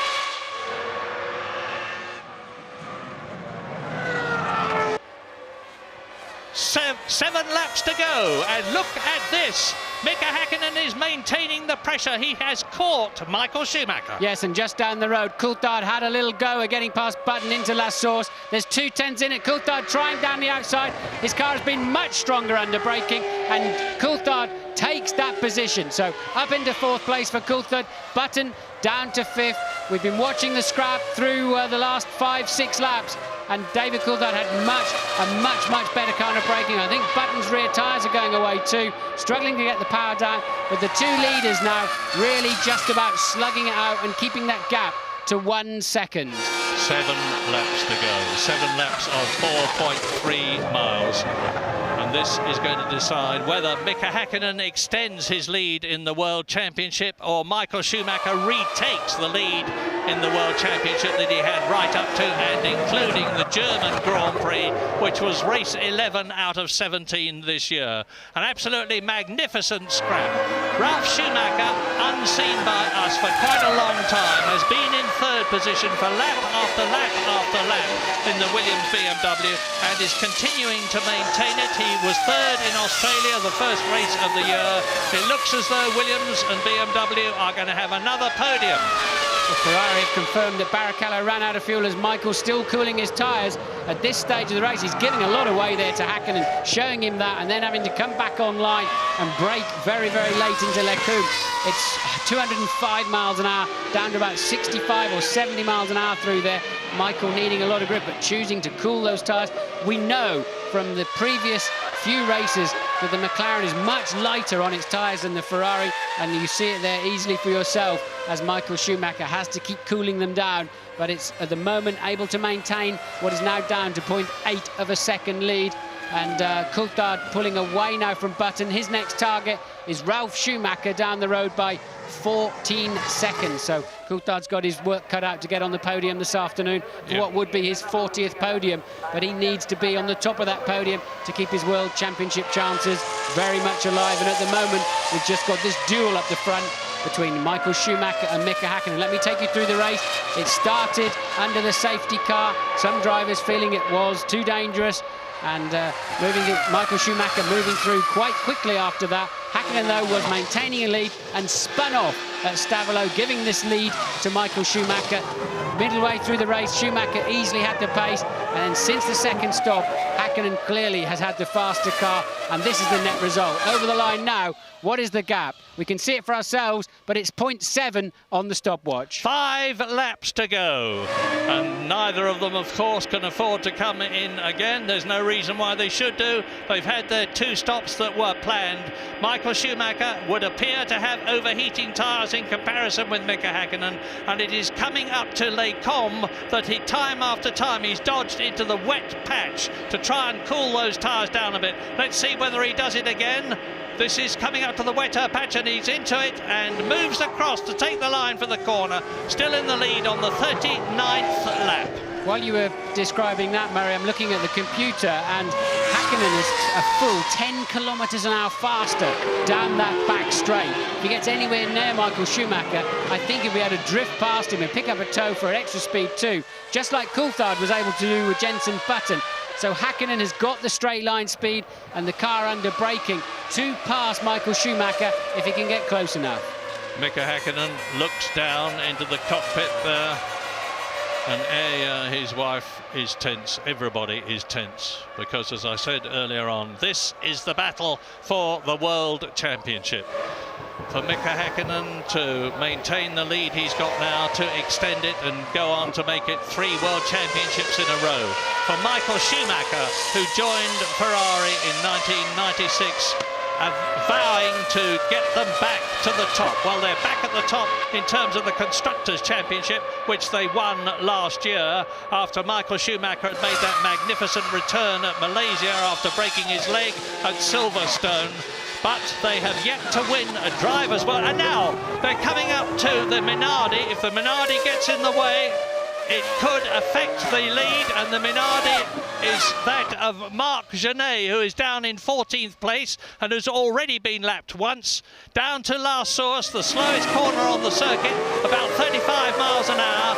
So the Minardi's been lapped, the Ferrari's bearing down on them. In front of the Minardi of Marc Genet is Alexander Wurtz's Benetton down in 13th position. Over Radion, now it's here that Mika Häkkinen can close up. I don't think he's close enough to stop. He is close enough, Murray. He has got the slipstream. We know he's got 10 kilometres an hour extra, but Michael Schumacher very firmly closing the door, leaving Häkkinen nowhere to go at all. Häkkinen had the speed, he didn't have anywhere to use it. And that reminds me of Damon Hill and Michael Schumacher. Damon Hill in the Williams, Michael Schumacher in the Benetton in 1994 had exactly the same place where Damon Hill and Michael actually banged wheels at Les Combes in their tremendous, ferocious fight for leadership in the Belgian Grand Prix, which is being repeated here again. Lap 40. We've got laps 41, 2, 3 and 4 to go at the end of this one. And I have to say, it's looking as though Mika Häkkinen can take that lead and increase his lead in the championship. They're coming up to Wurtz now, who is lapping some 2 seconds a lap slower than they are. They've both got much more powerful and better handling cars. They'll both pass him, but will it affect the lead? Well, Michael there, pretty firm. I think it was legitimate. Here we're going to see it again. Michael starts to move to the middle of the road. He knows that Mika's got a run on him. He knows he's got better straight line speed. And Häkkinen, look, with absolutely nowhere to go. And Michael moving back across the track. Theoretically, you're not supposed to do that, but he was moving back to take the line through the corner. Very close call, but I think a legitimate move there from Michael Schumacher. And I think we're going to see it again, because they're coming through to complete the lap now. That is 40 laps completed, just 4 laps left to go. Now, Häkkinen's best chance is if Schumacher has to follow Zonta closely through Eau Rouge, and I don't think that's going to happen, particularly this time around. I think they're going to pass Zonta on another part of the racetrack, because that's what gives Häkkinen his best shot. Schumacher in dirty air, and then Häkkinen with the extra straight line speed. And once again, look, Michael's having to defend, and Mika, and the back marker's in the way. Can he do it? Yes, he's done it. A brilliant move there, either side of Zonta, and Häkkinen brilliantly takes the lead of the Belgian Grand Prix. And you can see the delight in the McLaren garage, because that could well have decided the race. A superb, gritty, determined, forceful move from Mika Häkkinen takes the lead in the McLaren Mercedes, and he is on lap 41, 3 laps to go at the end of this one, and he's obviously got superior performance. I would expect him now to pull away, particularly on that approach up to Les Combes out of Eau Rouge. So Zonta really did come into play there. Michael tried to defend the line and then chose to go the long way around Zonta, and Häkkinen just kept going. Here we see from the front view, the camera up at Les Combes, Michael defending the track, making his Ferrari as wide as he can. He then went round the outside of Zonta, and Häkkinen said, thank you very much, I'll have a piece of that side of the racetrack then this time around, and really took Michael by surprise. And can you imagine how much surprise Zonta had? Yeah, and remember, they were doing it at an approach speed of some 205 miles an hour. These men are supermen, and you're getting the living proof of it before your very eyes now. Coming through to complete lap 41 out of 44, 3 laps to go, crossing the line, the positions reversed, and the time gap between them 1.4 seconds. It's looking like a bad call for Michael Schumacher. Michael Schumacher, of course, came in quite early, so he's now done 23 or 24 laps. Well, certainly over 20 laps on this set of tyres, and it's quite clear to see he's beginning to struggle. Coulthard took 5 seconds out of Ralf Schumacher. Schumacher in third, Coulthard in fourth last time around. Don't know what kind of problems Ralf had, with that gap now down to just 8.2 seconds for the final place on the podium. Yeah, and it could be a superb race for McLaren, not just from the point of view of the Drivers' Championship, but the Constructors' Championship, particularly if David Coulthard can continue to close that gap and get past Ralf Schumacher. Here is the battle. This is Ralf Schumacher in the Williams BMW out of Radion, climbing up to Les Combes. David Coulthard not in in sight as you see the heat haze billowing up around the Williams, and the gap is still some 8 seconds. So David Coulthard has made no ground. Well, he's made 0.2 of a second actually. But it looks as though Ralf Schumacher is in good shape for 3rd position, in which case it would be Schumachers, the brothers, the best brothers that there have ever been in Formula 1, in 2nd and 3rd places. Jenson Button, by the way, still very much in the top 6, in 5th position, with David Coulthard in 4th place. Frentzen on a 1 single point for the Jordan team in 6th place. Jacques Villeneuve is in 7th place. Johnny Herbert in the Jaguar is running 8th, 2 places ahead of Eddie Irvine. So it looks as though both the Jaguars are going to be in the top 10, sandwiching Mika Salo, the Sauber driver, who's going to Toyota next year. Yes, still no idea of why Ralf lost 5 seconds in 1 lap. Maybe a little trip across the gravel somewhere, or a major problem with the back marker. Now, Hakkinen 1.7 seconds ahead, and Michael appears to have dropped his pace somewhat into the 55s. And I think he has no ammunition left to take a fight once again to Mika Hakkinen. Yeah, it looks as though he has reluctantly, very reluctantly settled for 2nd. But Michael Schumacher is ever the realist after the race has finished. When he's in the interview room, I have no doubt that he will be saying something like, I realised Mika Hakkinen had got the superior performance. I tried my very best to keep him back. It was a superb move to get past Tonto the way he did on the inside when I had to go round the outside. And with my tyres in the state that they were in, and I'm guessing this, I just decided that 6 points was better than going off and getting none, because the championship is still going to be very, very much on.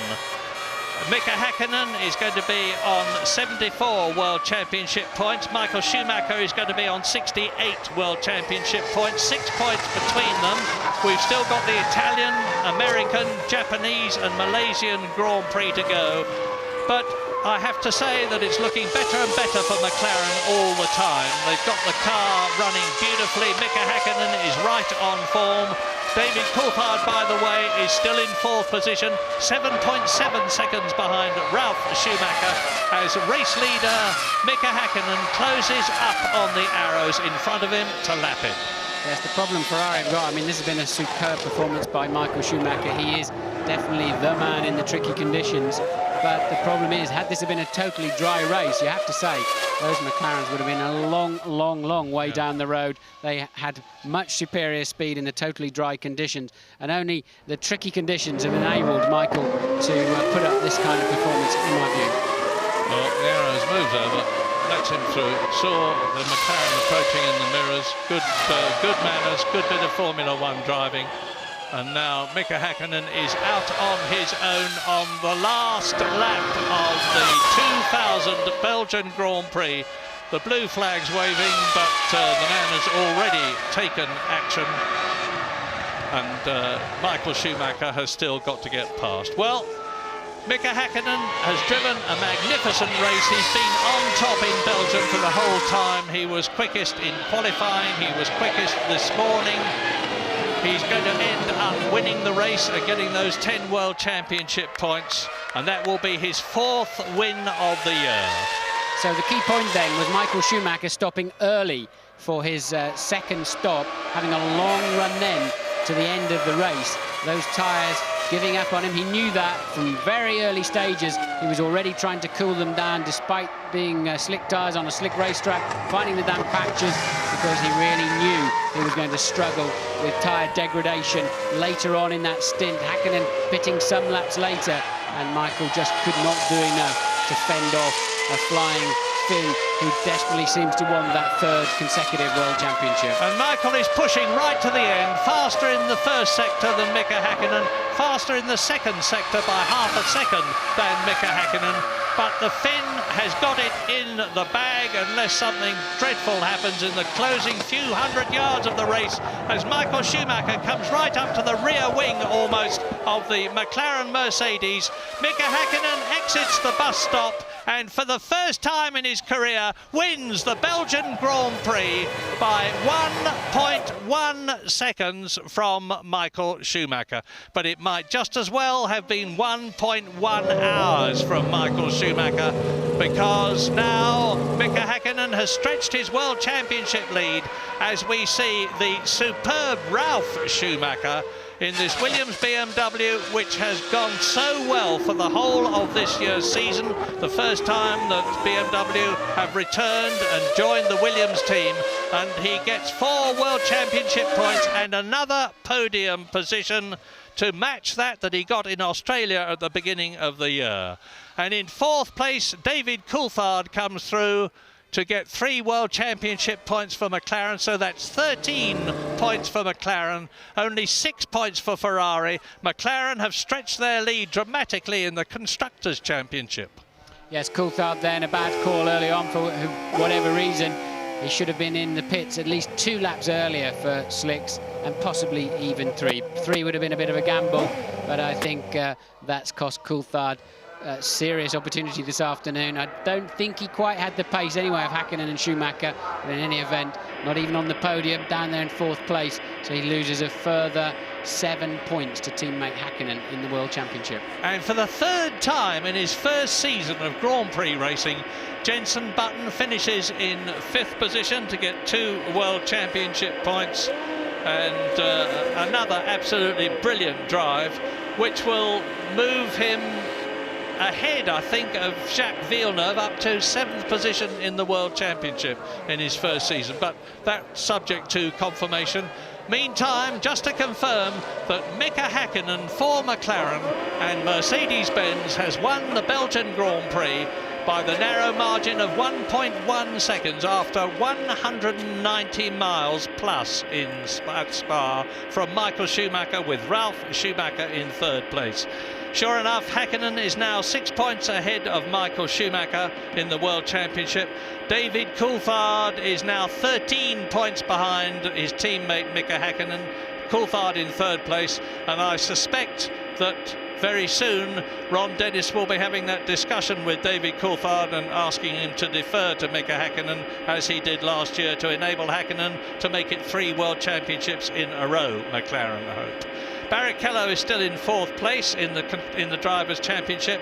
Ralf Schumacher is in 5th position, and he's displaced Giancarlo Fisichella, who goes down to 6th place. So a superb race for McLaren, a superb race for Williams BMW, with those 5th places for Button and 3rd places for Ralf Schumacher.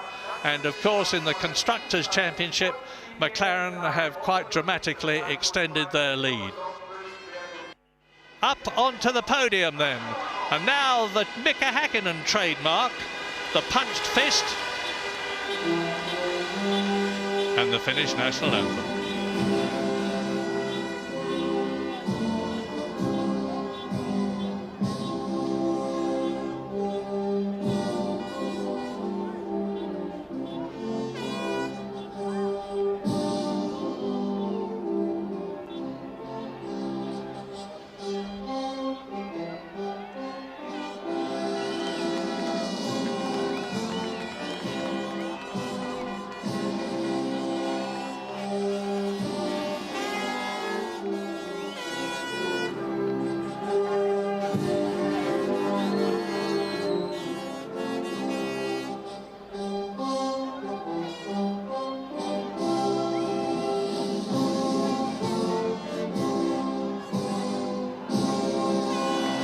A very emotional time for Mika Häkkinen.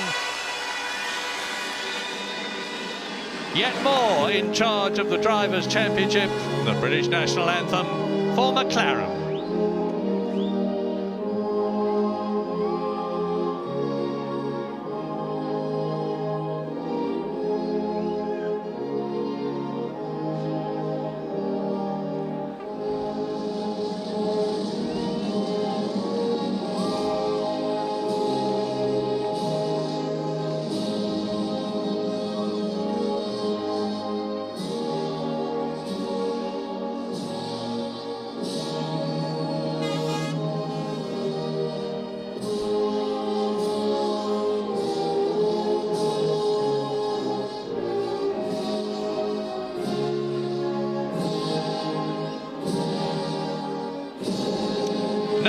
wins without fins. Well, not here in Belgium anyway, as a very proud Joe Ramirez of McLaren watches his man Mika Hakkinen on the top step of the podium yet again. And there is no doubt now, after the Belgian Grand Prix at Spa, that McLaren have the advantage, that Mika Hakkinen has the advantage. McLaren have worked long, hard, patiently and dedicatedly under Ron Dennis and Adrian Newey, their technical chief, and all the other people at Woking that have done such a terrific job for the team, and of course at Ilmore Engineering, who make the Mercedes-Benz engines at Brixworth. So McLaren go now to Italy at Monza in 2 weeks' time, knowing that their car will have the sort of advantage over Ferrari that it had here in Belgium. Not a big advantage, but enough for them to win the race. But Ferrari on their home turf at Monza will be straining every muscle to regain the initiative, as of course will Michael Schumacher. And congratulations to Ralf Schumacher, who gets his 3rd place award after a magnificent drive, a very, very worthy drive. So McLaren can be very happy, so can Mercedes-Benz. Ferrari less happy. Williams and BMW together, I should think, must be ecstatic. They didn't expect a season like this.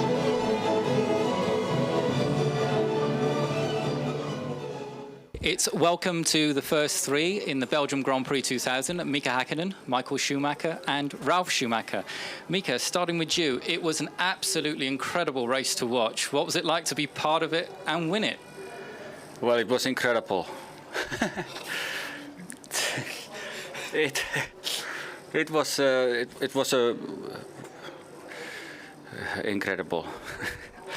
It was very difficult, unusual situations,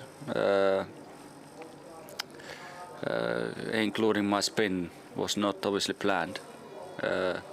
But the curbs here in Spa are very, very difficult and very slippery. And when they catch you, it's nothing what you can really do. I was lucky to stay on the track and able to continue, and I was able to start changing Michael.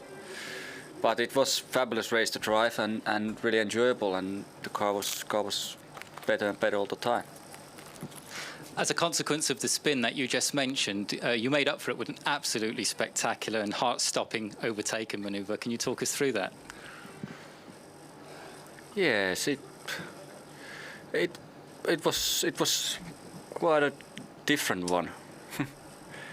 Normally that kind of situation is unusual to overtake somebody on a straight line when the back marker is between us.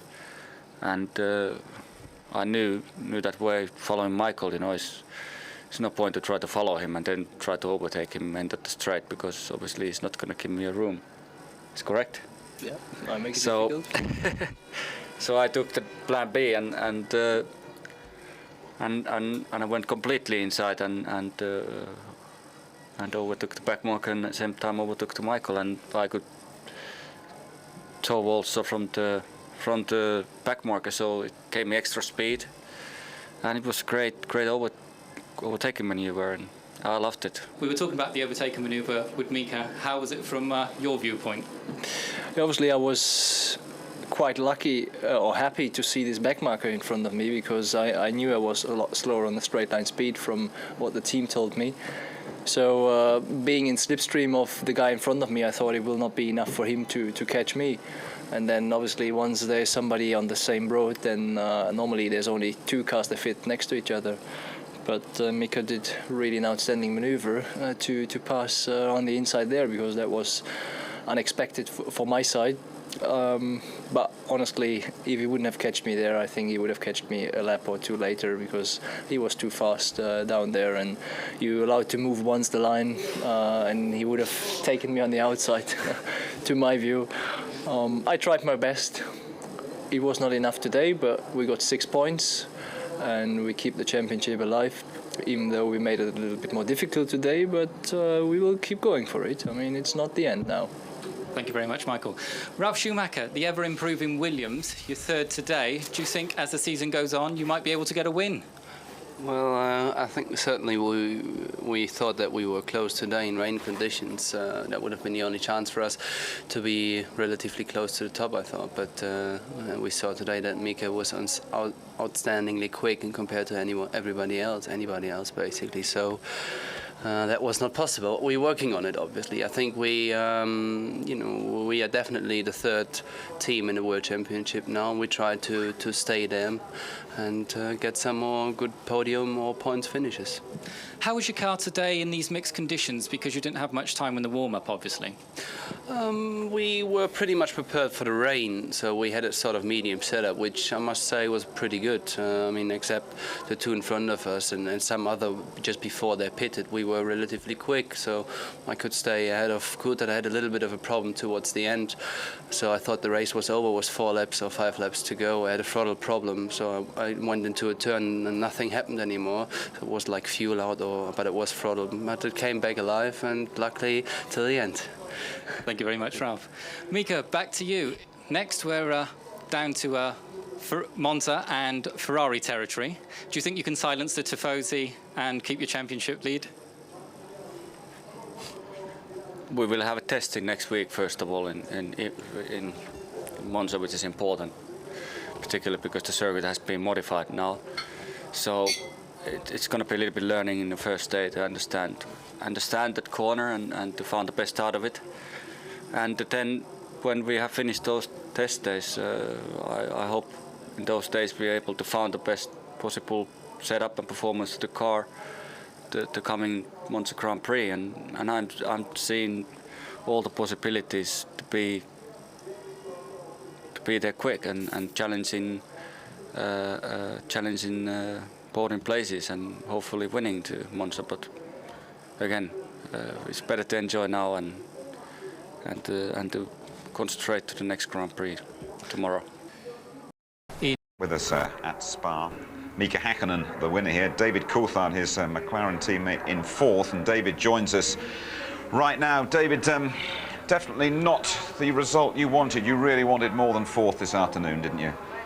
Yeah, absolutely. You know, to keep in there with a hunt for the championship, I've got to be scoring more points, and obviously make it difficult for myself, not qualifying as well as I would have liked. But I'm trying to understand exactly what we were doing at the pit stop, because obviously I lost a lot of place there, and that put me out behind Frentzen, which I'm not sure how many seconds I lost there, but it was a good second for each lap I was behind him. And you know, even 1 extra point would have been good today. That's happened to you a little bit before, hasn't it? 1 or 2, you've come out worse on sort of pit stop strategy. Can you throw any light on any more light on why that did happen again today? I can't really until I talk to the team. You know, obviously when I saw Michael pit, then I started a conversation as to whether it was the right time or not. And you take it as read that the team are going to look at the sector times and advised as best they can what would be the thing to do. Now, obviously Mika decided to pit the next lap. Given how far back I was, then I think there's a possibility that I could have pitted that lap as well. And even if I had to queue up slightly, I would have lost less time than I lost obviously doing the complete lap. So there's things like that, I think, that, perfectly honest, as a team we need to sharpen up on. And obviously, from one point of view, from Mika's point of view, then it was a perfect race. But you know, I want to get more out of my races, and the last few have not been good enough. We reckon you lost anything between 30 and 40 seconds on that particular manoeuvre, David. How would you sum up now the rest of the season from your point of view? I suppose the big question everybody back home is going to be asking is, are you still chasing the world title? I am, but obviously now it's getting further away, because if all cars are finishing races, then you know, I don't know the exact maths, but I guess I've got to win the next 3 races, next 4 races, and you know, that's going to be difficult against the competition. But a lot of things can happen. You know, reliability obviously is a factor which can win you back a lot of points, and you know, I'm definitely not going to give up on that dream until the points don't add up. It is a dream for you. Do you think reality might set in, and that perhaps your team boss Ron Dennis next week will say, well, David, now again you have to support Mika Hakkinen's charge? No, I don't. Okay, let's just talk about the start, can we, David? Because there was a lot of confusion around at the start. And were you one of the drivers who wanted the start to be behind the safety car? Because it did you no favours as well, didn't it? Yeah, obviously it took away the opportunity to overtake, but it also took away the potential for an incident. And I know there'll be a debate over it, but the fact is I was asked beforehand, and I said that based on the previous years we've had here, the safest thing is to have a safety car start.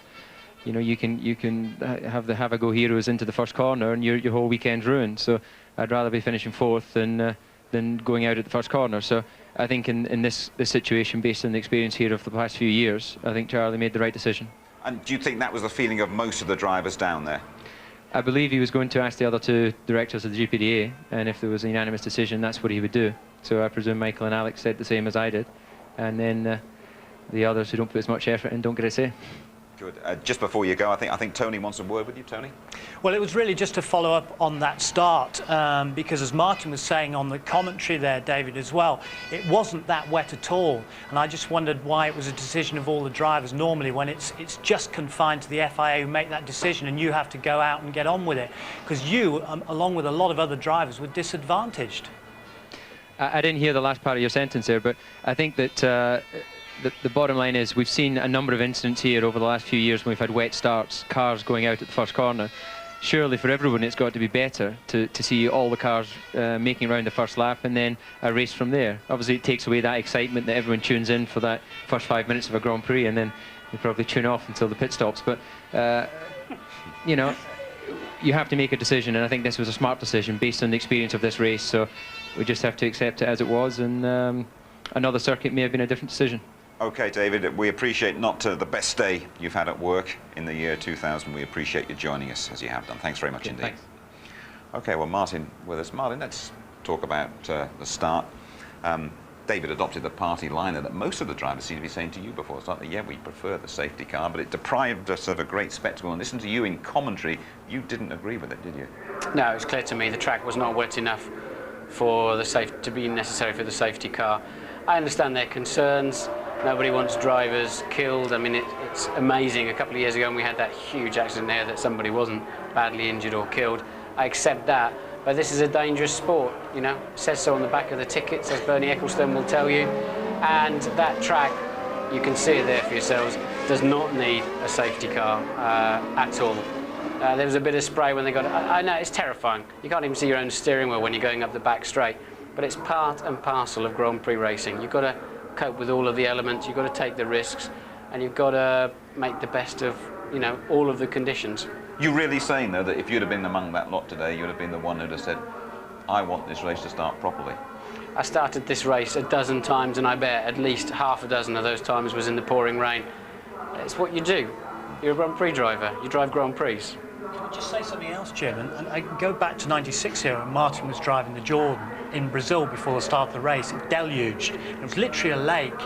And they asked Martin to go out and take the car out, and there was a bow wave came up over the front of the car. You know, that's the sort of testing of the conditions beforehand. And if you take 97 here, it deluged 20 minutes before the start, and it started behind the safety car. That was fair enough, but those conditions did not warrant it, and I believe it was a decision of the FIA. It's like all the Manchester United players getting around the referee and barricading him on the pitch or on the circuit, say, hey, we've got to go behind the safety car. I'm sorry, that's not how it should have been. And you come to Spa, which is the most daunting and difficult of tracks, it is part of it. It's part of a Grand Prix driver's skill to make the start, and it goes with the territory here at Spa-Francorchamps. The bottom line is going to David, who we've just spoken to. He needed something extra special at the start, and that was denied him.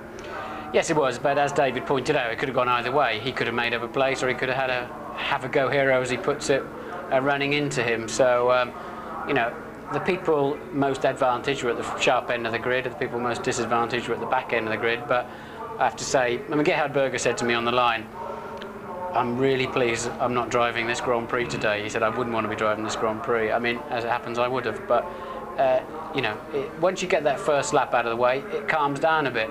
So drive sensibly. Yeah, strange that we had a dry race as well throughout. What about Jenson Button here, Martin? I would think he's quite chuffed that he drove the race today. He drove a good race today. We saw him have a bad half lap, really. He totally went the wrong side of truly there trying to get through. He sort of tucked himself up in an area where he was never going to get through, and Schumacher then leapt over him instead. I think Jenson probably felt annoyed about that, by the looks of it, and tried to make it all up in the very next corner. And he's a long way behind, look, at this stage of the Jordan, and the Jordan having to get off the brake, but that was always going to end up in tears. Fortunately for Jenson, not his tears, but it did cost him quite dearly in the race, and that wasn't the smartest move I've seen him do behind the wheel of a Grand Prix car. but I'm supersonic impressed he was up there to do it in the first place.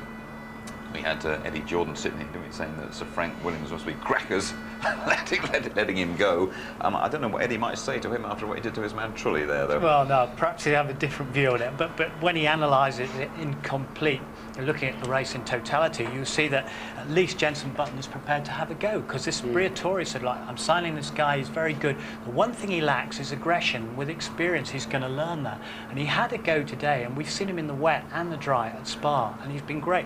Okay, he made a mistake there, but truly let him off. Afterwards, he said, well, okay, you know, it's a mistake that happens. And he still got the thing through to 5th place. Yeah. The guy's a real star. Mika Häkkinen won this race despite spinning off, and we didn't actually see the spin in great detail, but he's done really, really well to recover from it and come through and win. Yeah, you summed it up. He won the race, literally. I mean, he went out there and took the race back. He'd given it away with that spin. The Belgian TV guys sort of missed the key moment. They've got the end of it, look. But a bit of a half spin, really, there from Mika. Front brakes on, front end comes back on the wet grass, and off he goes. There's Michael Schumacher going through to take the lead. And the next sector of the race, Mika really looked like he'd blown it. He didn't have the speed, he couldn't respond. We know he had a heavier fuel load now than Michael Schumacher because he pitted a while later. But really, Michael seemed to have the legs by a long way, 1 second a lap sometimes on Mika. After the second stop, Mika just got a second breath, didn't he? How do you explain that? How come he was so much quicker after the second stop and made up all that ground on Michael Schumacher? I think it's a combination of probably the tyres felt a little bit better to him. The track was virtually bone dry then, and I think he just gritted his teeth and went for it, frankly. He wanted that race win, didn't he? He did. David Coulthard had troubles getting past Heinz-Harald Frentzen, didn't he? And finally managed it on a pit stop, Tony. But this was never really going to be David's day, though, was it? No, because he'd been stuck behind him because, you know, he'd had to wait and go around that extra lap to come in. But this is where, you know, it was the McLaren guys against the Jordan guys. And, of course, it's Coulthard against Heinz-Harald Frentzen. We'd already had this spat in qualifying where they'd actually ruined each other's qualifying session. But, you know, the McLaren guys, Michael Negline, the chief mechanic, and the guys from Oakham got him out just ahead of Heinz-Harald Frentzen. And it was important because DC's not out of it altogether yet, and at least he was able to salvage some points. Frentzen apparently didn't get on the right spot there, did he? But I mean, just going back to what really cost David so dearly, the mess up we can describe that when he had to do the extra lap. And what's your best guess about that? I mean, will there be meetings about that, and will McLaren say, well, perhaps we didn't play fair by him? No, I think they just didn't do it very well, but in a way, also, David's got to take command of the situation. I mean, a Lacey pitted even a lap earlier. The Ferrari were responding to a Lacey's section times, in my view. And if David felt it was ready for slicks, he should have made the call, should have come in. I lost the Grand Prix here in '92 because I believed it was the right time to come in. Michael Schumacher went off in front of me and I decided to wait one more lap. Michael saw my tyres, came in, and he won the race. But you've got to have the courage of your convictions. And I think they should have called him in on the same lap as Häkkinen. I said it on the commentary, 17.4 seconds.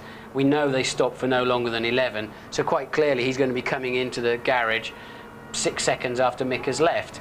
They've got to get his tyres out and his fuel rig ready, but if it cost them another 3 or 4 seconds, that's the absolute maximum. You're always a believer in that, almost queuing. I don't think they would have queued. Mika was never going to be stationary for 17 seconds. They would not have queued. Same as Hockenheim, wasn't it? Yeah, I really. Queuing would have been better. And what surprises me is if it's so clear for us up in the commentary box to say that, I can't understand why it's not clear for others to see it too. He had a good two British drivers had a terrific scrap during what was a very eventful Grand Prix, wasn't it? Coulthard and Button, and well, Jenson held him back for a while, but had to give way in the end. I mean, this is a little bit of a rerun the end of Hockenheim, because if you remember, Jenson Button was coming to the field. He closed in on David Coulthard, but this time coming up to Lake Coombe, you know, over 200 miles an hour superiority there, and through comes Coulthard to take the 4th place. But it's nice to see the two of them together. Nice clean manoeuvre as well. The great thing is, I think the older drivers as well can trust Jenson Button. From very early on, they've learned that this guy's good, his track craft is good, and they're prepared, you know, to let him have a go. They don't think he's dangerous, do they? No, in fact, when we were doing the track guide earlier on in the weekend with Jock Clear, Villeneuve's engineer, he was saying to me, Villeneuve has a lot of respect for Button because he's tough on the track, but he plays fair as well. And you know, it's unusual for Jacques Villeneuve to say something positive about another driver. Put it that way. Yeah. I think we'll all endorse that up here anyway. Occasionally here we say, well, the big two, they never actually fight it out, they never go toe to toe, eyeball to eyeball. But I think when we look back at this Belgian Grand Prix, we will remember this scrap between Schumacher and Hakkinen. This was opportunist from Hakkinen here, using the back marker. I thought he would need the back marker in Eau Rouge, but we know he had. This is the early one actually, the first time he tried to get through, and Michael really closing the door quite nicely, a touch late, but very effectively, let's say. And now, second opportunity, we know that Hakkinen's got 10 kilometres an hour more in a straight line, plus the toe on that occasion. And Michael will be very surprised to see Mika coming round the other side. I don't know why Michael elected to go the long way round Zonta at that point. It was totally opportunistic, and you have to say a mistake there from Michael. That was a Schumacher error, you'd say, would you? I think, yes, by leaving the door open on the inside like that, he quite clearly offered Mika the short way round. And there's a lot of grip, everybody knows. There's superb grip up the inside into Les Combes. You can really break late there. Well, I hope they're going to ask Michael Schumacher about that when they go to the press conference. We will be joining that press conference when you rejoin. OK, then, let's hear what the big three have got to say in the press conference. The two Schumachers are there, and so is the winner of the Belgian Grand Prix, Mika Hakkinen. Mika, starting with you, it was an... And luckily, till the end. Confirmation of the standings for you. Hakkinen 74, Michael Schumacher 68, David Coulthard 61, Barrichello 49, Ralf Schumacher 20, Fisichella 18. And Mercedes, McLaren 125, Ferrari 117, the big two, BMW looking good for that third place. Let's have a word with Jenson Button. Started third, finished fifth. Here he is chatting to James Allen. Jenson Button, what an amazing day. First of all, you started in third place and you were very dynamic at the start. Yeah, we were. The car was working well at the beginning. I tried to get the inside of Trulli into the first corner. I think it was on the second or third lap, and it just didn't happen. We collided, and that's how I dropped back to fifth, I think. But all round, it's good to get some points, but a bit disappointing. You seem a bit disappointed, because obviously you were looking at trying to win this race, weren't you? I don't know about win it, but it would have been nice to be in the top three, but there you go. Hopefully next time. Was it very, very different when the conditions changed to full dry? Were you able to keep the pace? Yeah, it was very, very different, obviously. It was from wet to dry. It was very difficult to know when to do the pit stop also. I think we were a bit late, but all round, it's not too bad. Got some points, and I think I'm very close to Jack now in the champ, so it's good. Not too bad. He's had a belting weekend. OK, let's just sum it all up, shall we? Tony Jardine, you first. Well, I mean, Bruce McLaren won first here for McLaren in 68, and it's the first time for Hakkinen, looking very, very strong. But it is now Kraus's time at Ferrari.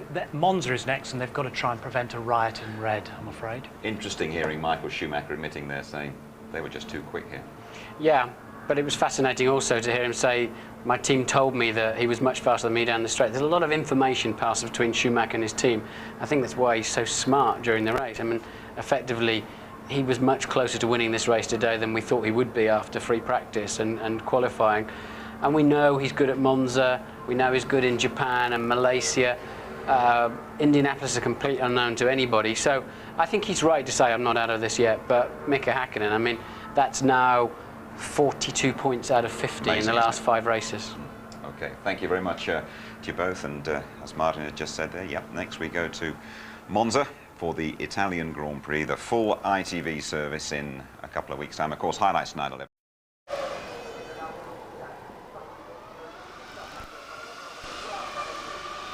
I'm standing here with Jarno Trulli. Jarno, I guess Jenson Button's not your best friend at the moment.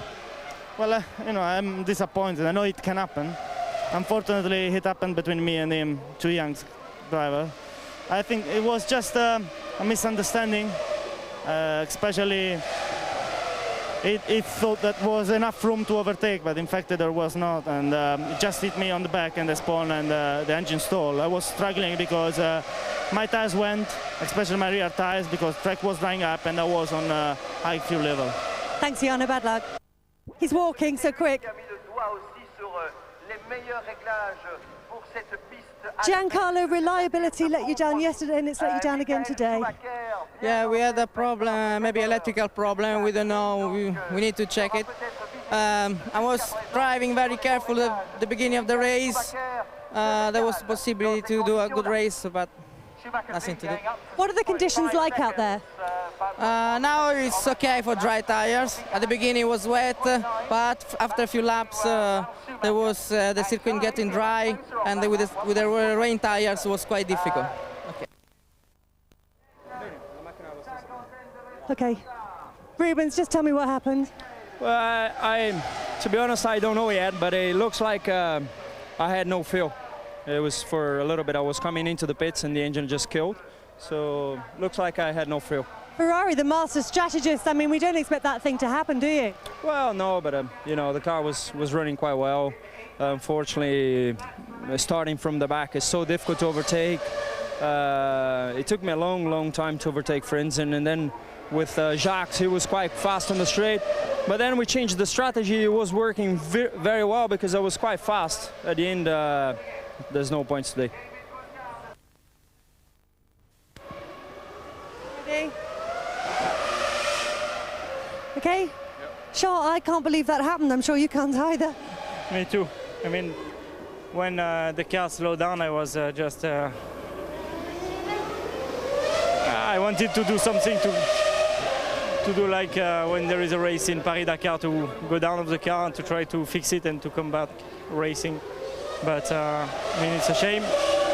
What is important is for the team, you know, when we have no result like now, when the driver is showing his input and his will, I mean, his will, it's very important to for the spirit of the team. So I hope that was positive this weekend. Tell me about the good bit. Tell me about that early change to tyres which jumped you up to 4th place. Yeah, because you know, I have nothing to lose. I decided to take the maximum risk, and I went to these slick tyres, and it was very difficult. But it was my only chance to go back on the top.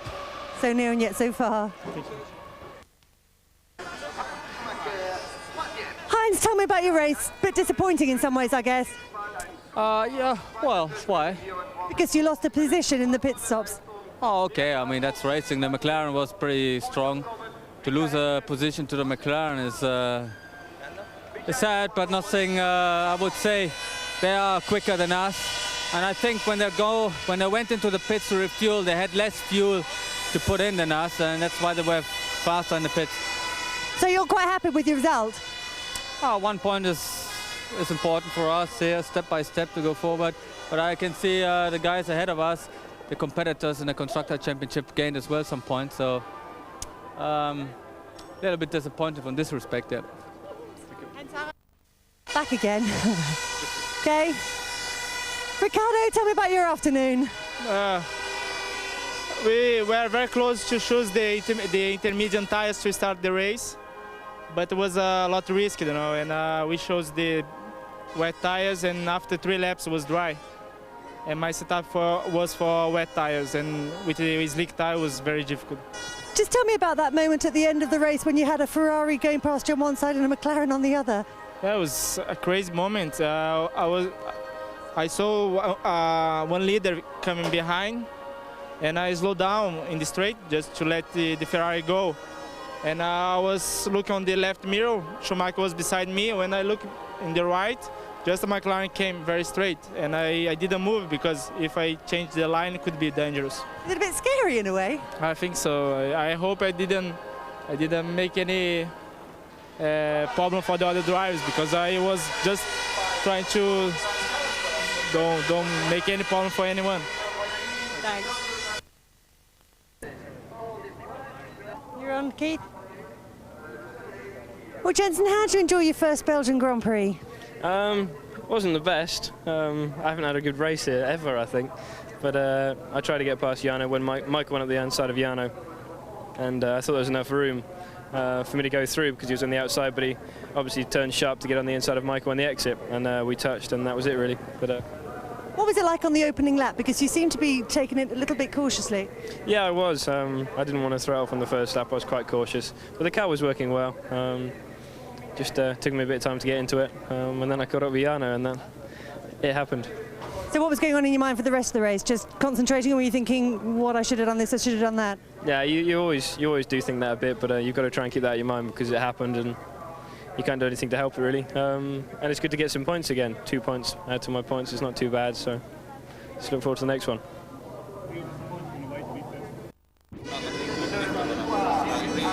Ron Dennis, an amazing victory and one of the all-time great passing manoeuvres by Mika there. It's great. You got your daughter here. It's obviously a very emotional occasion for you, but you really are in the driving seat now in this World Championship, aren't you? Yeah, you did a great job. Well done. A very emotional Ron Dennis there. Well done. Mika, one of the all-time great passing manoeuvres. You must be ecstatic.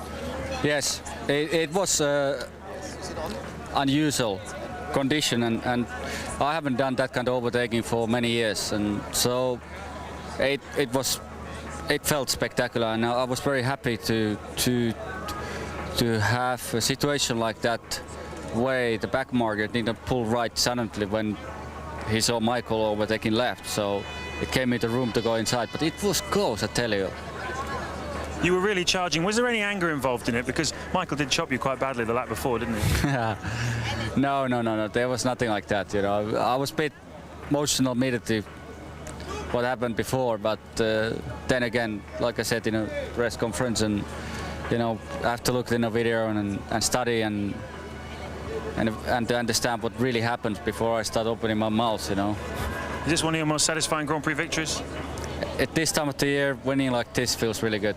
Tell us one briefly before you go, finally about the championship situation. You've got 6 points on Michael now, 4 more races to go. You obviously today believe that you can do it. You must be really strong. I always believe we can do it, but you know, it's going to be exciting end of the year. Just have to take it easy. Keep on thrilling us, Mika. Well done. Cheers. See you later. Good. Okay, ready? Ralph, not a bad day's work today. A nice pass on Jensen as well. Yeah, no, it was a great manoeuvre. It was a great race anyway for me. I mean, I couldn't find my way really this weekend till the race, and in the race the car was just great, and I was able to go a good pace. Obviously not quick enough for the top 2, but quick enough to be third. You consolidated the whole team's position in 3rd place in the championship. It's all looking pretty strong for BMW Williams. It is looking far stronger than we expected, thanks to BMW and to Williams, I must say, and we have a few more gizmos coming for the next race, so we'll see. Well done, thank you. Michael, a pretty hard-fought 2nd place for you. Yeah, that's the way it is. I mean, the faster guy wins most of the time, and it was today. Mika did an outstanding maneuver with me, and we had a nice battling, which we had a talk afterwards, and he said that was outstanding. It was hard, but honestly, in the end of the day, he said that's our job. You've been asked a lot about one of the overtaking manoeuvres with Mika. Now, we were watching it on the television. That's one thing to judge. What's it like when you're actually in the cockpit trying to judge these things during the race? It is a lot more difficult. I mean, you have the nice view from the top, from outside, from every angle. We have mirrors 5 by 3 centimeter or whatever is the size of them, and we have to watch it from there. You have to judge the gap. You have to judge when you move from the left to the right side, and so it's a little bit more tricky for us. But in the end of the day, he did an outstanding maneuver when there was Zonter between us. I didn't expect him to dive through the inside, but great job.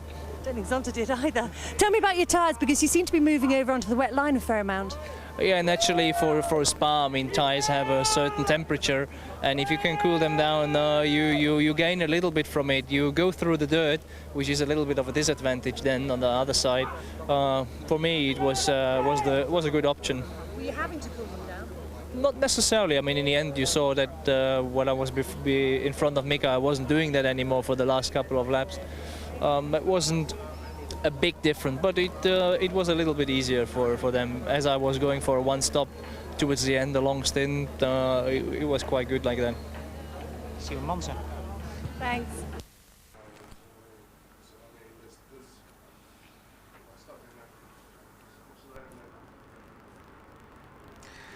He's been trying since 1991. He's finally done it. World champion Mika Hakkinen, a winner in Belgium. Both Schumachers on the podium. 2 British drivers, Coulthard and Button, in the top 5. 42 points out of a possible 50 now for the charging Hakkinen, world champion. Doesn't here of Schumacher. 4 to go. Coulthard up to 58. Barrichello losing to the top. Can I just have a look at those? Make sure that we agree on those points before we Sorry to interrupt JT's tea break.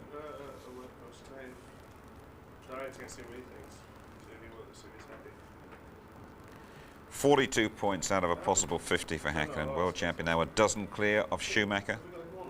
Yeah, just to balance off against that because I've got a now bright white background. Okay. Yeah, I mean, do you want to stick it on my shot? It's more than that, isn't it? 68, 16 clear of Schumacher. If you stick that on my shot, you see it's kind of 16 clear. 42 points out of a possible 50. 68, 78, 16 points clear of Schumacher. 4 races to go. Coulthard up to 61. Barrichello losing ground the top 3. Ralf Schumacher's podium. That's okay. Agree 13 points for McLaren here. That means there's now an 8-point gap. That is right. The top Williams looking good for 3rd place now. Benetton.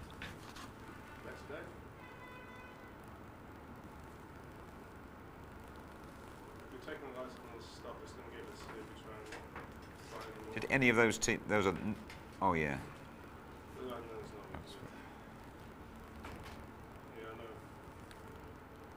Point for Jordan. Yeah, but Pete's good, but he's not going to be able to fight the sun, unfortunately. Adam, go back to your normal position.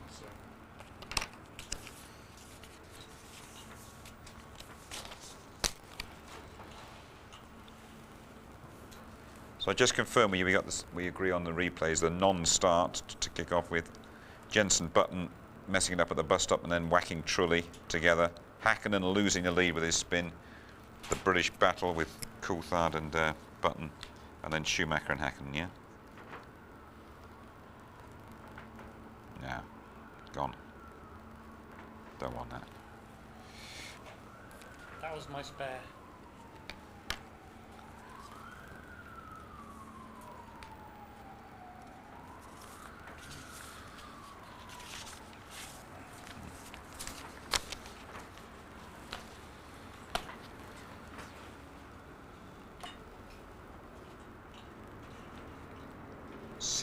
Points clear of Schumacher. Didn't realise it was that many.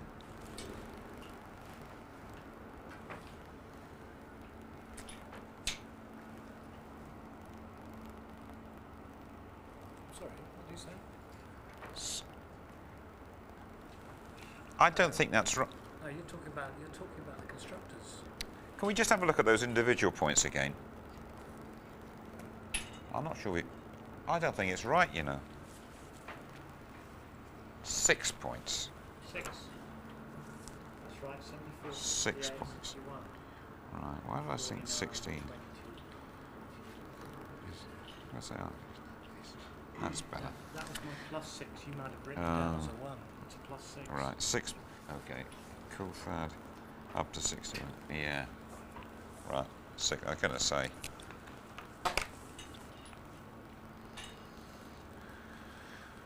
Okay. So obviously a bit of wire track at the top or whatever, or okay.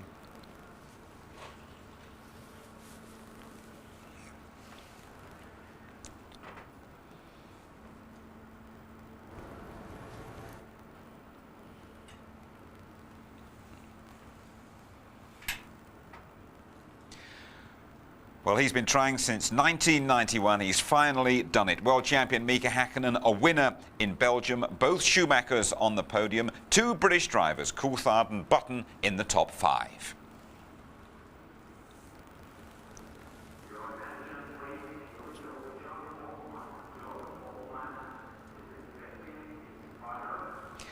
Well, 42 points out of a possible 50 for the charging Häkkinen, the world champion. 6 points clear of Schumacher. 4 races to go. Coulthard up to 61. Barrichello losing touch with the top 3. Ralf Schumacher's podium takes him above Fisichella. 13 points for McLaren compared to Ferrari's 6 mean there's now an 8-point gap at the top, and Williams looking pretty good for that 3rd place now. Tony Jardine, let's talk about the start that you were a bit upset about. Well, I mean, it took the spectacle away. It was as dull as Spa ditch water, to be very honest. And I don't think that the conditions warranted that. I think it was an overreaction from the accident in 1998. Here we are. And it seemed to me that the team owners and the drivers had badgered race director Charlie Whiting into starting behind the safety car. I'll tell you how conditions were. The end of lap 1, the safety car went in. By lap 5, the first cars were coming in for dry weather tyres. And the accident we're talking about in 98 happened down the hill when David Coulthard lost it over a drainage channel. I can understand, from a driver's point of view, it's their decision, and if Charlie makes that decision, he wants to avoid another accident. I can understand that. But, you know, it's part of the territory here at Spa-Francorchamps. It goes with it, you know. When we spoke to Jenson Button, he was one of the drivers, and he did agree that it should start behind the safety car. He had a very good race, I felt, but had a dark 30 seconds in it, didn't he? He did, but I took great pleasure from it because he went for it. Look at this. You know, he's got twice world champion Michael Schumacher breathing down his neck. He's trying to get past Jarno Trulli. He makes a mistake going the wrong way, going into the bus stop. So Schumacher does him. He still holds it all together. Now let's watch the next bit going into La Source. Schumacher jumps Trulli. He sees a gap. He goes for it, makes a mistake, spins his mate Jarno Trulli around, but he still gets away with it. He's down the hill, he's still in the race. He lost another place there to Ralf Schumacher as well and dropped down to 5th place. But sensational driving from the young man. One of those things I said to Jarno Trulli. Mika Hakkinen won in Belgium for the first time, despite at one stage looking as though he'd blown it. Yeah, I mean, he had a quick spin. We think, you know, he got a tyre on the curb or something. Or he just caught this incident down near Stavelo, and he recovered. He'd been at about 5.5 seconds ahead. There's Schumacher just going through and taking the lead. And he recovered that and had to go past Schumacher twice, but Hakkinen was mighty. He's on a roll at the moment, isn't he, the world champion? Wet or dry. And I mean, even when it was wet in practice, he was always out there doing many, many laps, getting the car set up in both configurations. Lots of entertainment here at Spa today, including an all-British battle between David Coulthard and young Jenson Button. A little bit reminiscent of the end of Hockenheim when Button was closing down on Coulthard, challenging him almost for 3rd place towards the end. But the superiority of the McLaren showing there, the top pen speed, the wonderful aerodynamics, and just squeezing past Button. But Button, a very safe driver in those situations, and the experienced drivers have accepted him into the fold. He hasn't been around that long, but he's one of them already, isn't he? He is. You've got to remember, this is in his rookie season. And, you know, 3rd place on the grid he started from, and he's still got in the points yet again.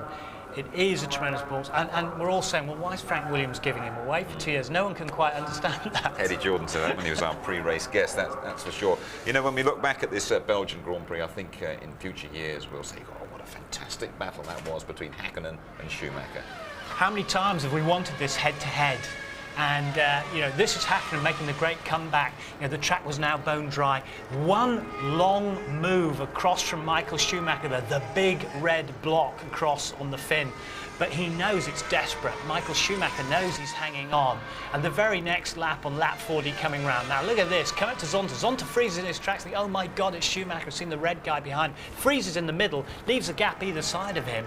And Schumacher goes the wrong way round, much to the delight. There's Joe Ramirez there, team coordinator, clapping his hands at the front. And gets around him. But what a move. Do you see the way that McLaren changed direction as Mika Hakkinen made the move? That was pure control, aggression, whatever you want to call it. He's right on top of his game at the moment and gritting his teeth, going for that 3rd World Championship. And his mate Tommy Mäkinen, who has 3 World Championships in rallying, was here to support him as well. Tony, thanks very much indeed. You have to get that rallying, don't you? I do. You do have to get that rallying in. Decent, sensible, lovely sport, as Tony will attest.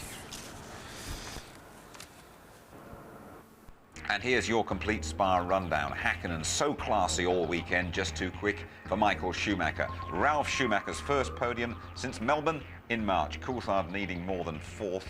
5th, though, excellent for Button. Frentzen gets Jordan a point. Villeneuve 7th for BAR. Herbert the first Jaguar home. Sarlo 9th. Irvine makes the top 10. Diniz running throughout on slicks 11th.